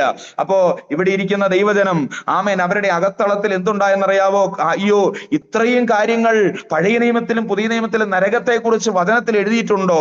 ഇത്രയും ഭീകരമാണോ ഈ നരകം? ഞാൻ അവരോട് പറഞ്ഞൊരു കാര്യമുണ്ട്. സ്തോത്രം. നിങ്ങൾക്ക് ക്ഷമിക്കാൻ കഴിയുന്നില്ലെങ്കിൽ, നിങ്ങൾക്ക് പൊറുക്കാൻ കഴിയുന്നില്ലെങ്കിൽ, നിങ്ങൾക്ക് താഴ്മയില്ലെങ്കിൽ, ക്രിസ്തുവിന്റെ ന്യായപ്രമാണത്തിൽ നിങ്ങൾക്ക് സ്തോത്രം സന്തോഷിക്കാൻ പറ്റുന്നില്ലെങ്കിൽ, സ്തോത്രം നിങ്ങൾക്ക് ഒരുക്കി വെച്ചിരിക്കുന്ന ഇന്ന ഇടമാണെന്ന് സ്തോത്രം പ്രതിവചനമായി വായിച്ച് മുൻപിൽ വെളിപ്പെടുത്തിയപ്പോ പലർക്കും അത് ഭീതിയായി മാറി. എന്ന് പറഞ്ഞാൽ കർത്താവെ, അപ്പൊ ഞാൻ അവരോട് പറഞ്ഞൊരു കാര്യമുണ്ട്. സ്തോത്രം. പുതിയ നിയമത്തിൽ കർത്താവ് സ്വർഗത്തെ കുറിച്ച് പറയുന്നതിനേക്കാൾ കൂടുതൽ നരകത്തെ കുറിച്ച് പറഞ്ഞിട്ടുണ്ട്. അത് നിങ്ങൾ ശ്രദ്ധിച്ചാലും ഇല്ലെങ്കിലും സ്വർഗത്തെ കുറിച്ച് പറയുന്നതിനേക്കാൾ കൂടുതൽ എന്ത് ചെയ്തിട്ടുണ്ട്? നരകത്തെ കുറിച്ച്. എന്താ കാര്യം എന്നറിയാവോ? ആരും അവിടെ എത്തരുതെന്ന് ദൈവം ആഗ്രഹിക്കുന്നു. സ്തോത്രം. ആരും അവിടെ എത്തരുതെന്ന് ദൈവം ആഗ്രഹിക്കുന്നു. ഞാൻ ഒടുവിലായി ആ വിഷയം പറഞ്ഞ് അവസാനിപ്പിച്ചത് ഇങ്ങനെയാണ്. നരകം എന്ന് പറഞ്ഞാൽ എന്താണ് അതിന്റെ അർത്ഥം? നിത്യതയാണ് നരകം. നിത്യതയാണ് നരകം. ചെന്നിട്ട് അങ്ങ് കയറി വരാനുള്ള സാഹചര്യമാണെങ്കിൽ എങ്ങനെയെങ്കിലും നമുക്ക് സഹിക്കാം. പക്ഷേ നിത്യത എത്രത്തോളം ഉണ്ട് എന്ന് പറഞ്ഞാൽ ദൈവത്തോട് കൂടെ ദൈവജനം എത്ര കാലം നിത്യതയുണ്ടോ ആ നിത്യകാലം തന്നെയാണ് നരകത്തിനുള്ളത്. രണ്ടും നിത്യതയാണ്, ഒരുപോലെ നിത്യതയാണ്. അപ്പോ ഈ കഴിഞ്ഞ ദിവസം ഇങ്ങനെ പറഞ്ഞു, എന്താണ് നരകം എന്ന് ചോദിച്ചപ്പം എന്താണ് ഈ ഗിരിപ്രഭാഷണം? എന്താ? നമ്മെ നരകത്തിൽ നിന്ന് ക്രിസ്തുവിൽ തികഞ്ഞവനാക്കി ദൈവത്തിങ്കലേക്ക്, അല്ലെങ്കിൽ നിത്യരാജ്യത്തിലേക്ക്, അല്ലെങ്കിൽ നിത്യതയിലേക്ക് നമ്മെ കൊണ്ടുപോകുന്ന ഒരു ഭാഗങ്ങളാണ് ഈ ഗിരിപ്രഭാഷണം എഴുതിയിരിക്കുന്നത്. അവിടെ ഞാൻ ഒരു കാര്യം അവരോട് പറഞ്ഞപ്പോൾ അവരെ ചിന്തിപ്പിച്ചൊരു കാര്യമുണ്ട്. എന്നെ വളരെയേറെ ചിന്തിപ്പിച്ചൊരു കാര്യമുണ്ട്. എന്താണെന്നറിയാവോ? നരകത്തിലേക്ക് ഒരു മനുഷ്യൻ പോകുക എന്ന് പറഞ്ഞാൽ, നിങ്ങൾ ചിന്തിക്കണം, നരകത്തിലേക്ക് ഒരു മനുഷ്യൻ പോകുക എന്ന് പറഞ്ഞാൽ ദൈവത്തോടുള്ള ബന്ധത്തിൽ എന്നേക്കുമുള്ള ഒരു വേർപാടാണത്. നിങ്ങൾ വിശ്വസിക്കുന്നുണ്ടോ? ഇന്ന് എനിക്ക് ദൈവത്തോട് തെറ്റ് ചെയ്താൽ, മനുഷ്യനോട് തെറ്റ് ചെയ്താൽ, കർത്താവേ എന്നോട് ക്ഷമിക്കണമേ, എന്നെ മടക്കി വരുത്തണേ എന്ന് പറയാം. പക്ഷേ നരകത്തിലേക്ക് ഒരു മനുഷ്യൻ പോയി കഴിഞ്ഞാൽ പിന്നെ ദൈവത്തോടുള്ള ബന്ധത്തിൽ എന്നേക്കുമുള്ള ഒരു വേർപാടാണ്, ദൈവത്തോടുള്ള വേർപാട്. ആമേൻ. ഇത് അത് ജനത്തിന്റെ അകത്തെ വല്ലാതെ കീറി മുറിപ്പാനിടയായി തീർന്നു. പലരും എന്നോട് ഇങ്ങനെ സംസാരിച്ചു, ആ വചനത്തിന്റെ അർത്ഥം ദൈവവുമായിട്ട് എന്നേക്കും വേർപിരിയുക എന്നുള്ളത്. പിന്നെ നമുക്കൊരു രക്ഷ ഇല്ലവേ ഇല്ല. അപ്പൊ നമ്മുടെ ചില ആളുകളൊക്കെ ഇങ്ങനെ പറയും, ആമേ, നരകത്തെ കുറിച്ചൊക്കെ അല്ലെങ്കിൽ സ്വർഗത്തെ കുറിച്ചൊക്കെ പഠിപ്പിക്കാൻ നേരത്ത് നമ്മുടെ ആളുകൾ തന്നെ പറയുന്നുണ്ട്, പാസ്റ്ററെ അങ്ങനെയുള്ള സംഭവങ്ങളൊക്കെ ഉണ്ടോ ഇവിടെ? ഇവിടെ നന്നായി ജീവിക്കുന്നവന് അല്ലെങ്കിൽ നല്ല ശേഷിയുള്ളവന് ഈ ഭൂമി തന്നെയാണ് സ്വർഗം. സ്തോത്രം. ഇന്നും പട്ടിണി പാവങ്ങൾക്ക് ഈ ഭൂമി തന്നെയാണ് നരകം. ഇതല്ല പ്രിയരെ വചനത്തിൽ പറയുന്ന യഥാർത്ഥ സ്വർഗം ഉണ്ടെങ്കിൽ നരകവും ഉണ്ട്. സ്തോത്രം. ആമേൻ. അപ്പോൾ അത് ഉണ്ടെങ്കിൽ ആമേൻ, സ്തോത്രം, ആമേൻ, ഈ ഗിരിപ്രഭാഷണം പഠിക്കുമ്പോൾ നമ്മെ അങ്ങോട്ട് വിടാതെ നമ്മെ വഴി തിരിച്ച് സ്വർഗരാജ്യത്തിലേക്ക് പോകാനുള്ള ഒരു വേദിയായി മാറുമെന്നുള്ളതിൽ യാതൊരു സംശയമില്ല. ആമേൻ. സമയം ഇനിയും ഉണ്ടെങ്കിലും നമ്മുടെ കണ്ണുകളെ ഒന്ന് ദൈവത്തിൽ അടച്ച് നമ്മുടെ കർത്താവിന്റെ സന്നിധിയിൽ ഇന്ന് കേൾക്കപ്പെട്ട ഈ ദൈവവചന പഠനം നമുക്കൊരനുഗ്രഹമായി തീരട്ടെ. നമുക്ക് ഒന്ന് ദൈവത്തോട് പറയാം, കർത്താവേ, ഈ ദിവസങ്ങളായി ആമേൻ എൻ്റെ ജീവിത യാത്രയിൽ പ്രതികൂലങ്ങളുണ്ട്, പ്രതിസന്ധികളുണ്ട്, വലിയ വെല്ലുവിളികളുണ്ട്. പക്ഷേ എന്നാൽ ഈ വെല്ലുവിളികളെ ജയിക്കുവാനുള്ള ഒരു അഭിഷേകം എൻ്റെ മേലങ്ങ് പകരുമാറാകണമേ. ഇന്ന് ഈ രാത്രിയിൽ ആമേൻ, സ്തോത്രം, ഈ സൂം പ്ലാറ്റ്ഫോമിൽ കൂടപ്പെട്ടിരിക്കുന്ന സകല ജനത്തെയും പിതാവിന്റെ കരങ്ങളിൽ തന്നു പ്രാർത്ഥിക്കുന്നു. നിങ്ങൾ പ്രാർത്ഥിച്ചാട്ട് ദൈവം നിങ്ങൾക്ക് വേണ്ടി വഴികളെ തുറക്കും. ദൈവം നിങ്ങൾക്ക് വേണ്ടി ആലോചനകളെ തരും. ദൈവം നിങ്ങളുടെ അവസ്ഥകൾക്ക് വ്യത്യാസം വരുത്തും. ഈ സമയം അതിക്രമിച്ച സമയത്തും നിങ്ങൾ ഈ സൂം പ്ലാറ്റ്ഫോമിൽ ഈ ദൈവവചന കേൾവിക്ക് വേണ്ടി ഇരിക്കുന്നെങ്കിൽ തീർച്ചയായും നിങ്ങൾക്കൊരു ദാഹമുള്ളത് കൊണ്ടാണ്. തീർച്ചയായും ആമേൻ, ദൈവത്തിന്റെ സന്നിധിയിൽ ദാഹമുള്ളവനെ തൃപ്തിപ്പെടുത്തുന്ന ഒരു ദൈവത്തെയാണ് നാം സേവിക്കുന്നത്. നിങ്ങൾ ഭാരപ്പെടുന്ന വിഷയങ്ങൾ എന്തുമാകട്ടെ, ആ വിഷയത്തിന്റെ നടുവിൽ സ്വർഗത്തിലെ ദൈവം ഇന്ന് രാത്രി നിങ്ങൾക്ക് വേണ്ടി ഇറങ്ങാൻ പോകുകയാ. നിങ്ങൾ എല്ലാവരും ആദരമാനക്കി നിങ്ങളൊന്ന് പ്രാർത്ഥിച്ചാട്ടെ. കർത്താവേ, എന്റെ കുടുംബത്തിന്റെ അകത്തളത്തിൽ ദൈവവചനത്തിന് പ്രാധാന്യം കൊടുത്തുകൊണ്ട് ഏതൊരു ചെറിയ വാക്ക് പോലും ദൈവത്തിന്റെ മുമ്പിൽ ആമേ, സ്തോത്രം, അതേ ന്യായാധിപ സഭയുടെ മുമ്പിൽ എന്നെ നിൽക്കുമാറാക്കുമെന്നറിഞ്ഞ് എന്റെ വാക്കിനെ, എന്റെ ചിന്തയെ, എന്റെ നിരൂപണങ്ങളെ, എന്റെ ജീവിതത്തിന്റെ ആകമാനം ഒരു മടങ്ങി വരവിലേക്ക് എന്നെ നയിക്കണമേ എന്ന് നമുക്കൊന്ന് ദൈവത്തോട് പറയാം. നമുക്കൊന്ന് ദൈവത്തോട് പ്രാർത്ഥിക്കാം. കർത്താവേ, ആമേൻ, സ്തോത്രം, എന്റെ കുടുംബത്തെ അനുഗ്രഹിക്കണമേ, എന്റെ തലമുറകളെ അനുഗ്രഹിക്കണമേ, അവരെ വചനത്തിലേക്ക് മടക്കി വരുത്തണമേ, അവരെ ആത്മമണ്ഡലത്തിലേക്ക് മടക്കി വരുത്തണമേ, അവർ അഭിഷേകം പ്രാപിക്കട്ടെ, അവർ ആത്മനിയോഗത്തോടെ സഞ്ചരിക്കട്ടെ. കർത്താവേ, സമാധാനം നഷ്ടപ്പെട്ട കുടുംബങ്ങൾ, സന്തോഷം നഷ്ടപ്പെട്ട കുടുംബങ്ങൾ, ജീവിതത്തിൽ പ്രതിസന്ധിയിൽ ആഴ്ന്നു പോയ കുടുംബങ്ങൾ, ആമേൻ, ഇന്ന് രാത്രികാലം പുറത്തു വരട്ടെ. കർത്താവേ, എല്ലാവരും ഒരു നിമിഷം ദൈവത്തിന് മഹത്വം കൊടുത്താട്ടെ. എല്ലാവരും ദൈവത്തിന് ആരാധനകൾ അർപ്പിച്ചാട്ടെ. ആമേ, വചനത്താൽ ദൈവം ചിലതിനെ പുറത്തു കൊണ്ടുവരികയാണ്. ആമേ, സ്തോത്രം, നിന്റെ പ്രാർത്ഥനാ മുറിക്കകത്ത് സ്വർഗത്തിലെ ദൈവം നിനക്ക് വേണ്ടി വെളിപ്പെടുന്ന ദൈവമാ. ആ ദൈവത്തിന്റെ സാന്നിധ്യം ഇന്ന് രാത്രി ഇറങ്ങട്ടെ. സ്വർഗീയ പിതാവേ, തന്ന നല്ല അവസരത്തിന് നന്ദി. ഈ വചനത്തിന് മുൻപാകെ ഞങ്ങളെ സമർപ്പിക്കുകയാണ്. വിശേഷാല് ആ രഹോബോത്ത് മിനിസ്ട്രിയെ ദൈവകരങ്ങളിൽ സമർപ്പിച്ച് പ്രാർത്ഥിക്കുന്നു. അതിന്റെ മുൻനിരയിൽ നിന്ന് പ്രവർത്തിക്കുന്ന സഹോദരിമാരെ ദൈവകരങ്ങളിൽ ഏൽപ്പിക്കുന്ന കർത്താവേ, ഒത്തിരി പേർക്ക് ആശ്വാസമായി, ഒത്തിരി പേർക്ക് വിടുതലായി, ഒത്തിരി പേർക്ക് നന്മയായി, ഒത്തിരി പേരെ ദൈവത്തിങ്കിലേക്ക് അടുപ്പിക്കുവാന് മുഖാന്തരമായി ഈ കൂട്ടായ്മ അങ്ങ് മാറ്റണമേ എന്ന് പ്രാർത്ഥിക്കുന്നു. വ്യത്യസ്ത ദിവസങ്ങളിൽ അനേക ദൈവദാസന്മാര് അവരുടെ ദർശനവും വചനത്തിന്റെ വെളിപ്പാടുകളും പങ്കുവെക്കുന്നത് ഈ വിശേഷാൽ ഈ കൂടപ്പെട്ട പ്രിയമുള്ളവർക്ക് ഒരാശ്വാസമായി തീരട്ടെ. എന്റെ പിതാവ് അങ്ങനെ ചെയ്തത് കൊണ്ട് സ്തോത്രം. എല്ലാ മഹത്വവും എല്ലാ പുകഴ്ചകളും കർത്താവിന് യേശു ക്രിസ്തുവിൻ നാമത്തിൽ തന്നെ.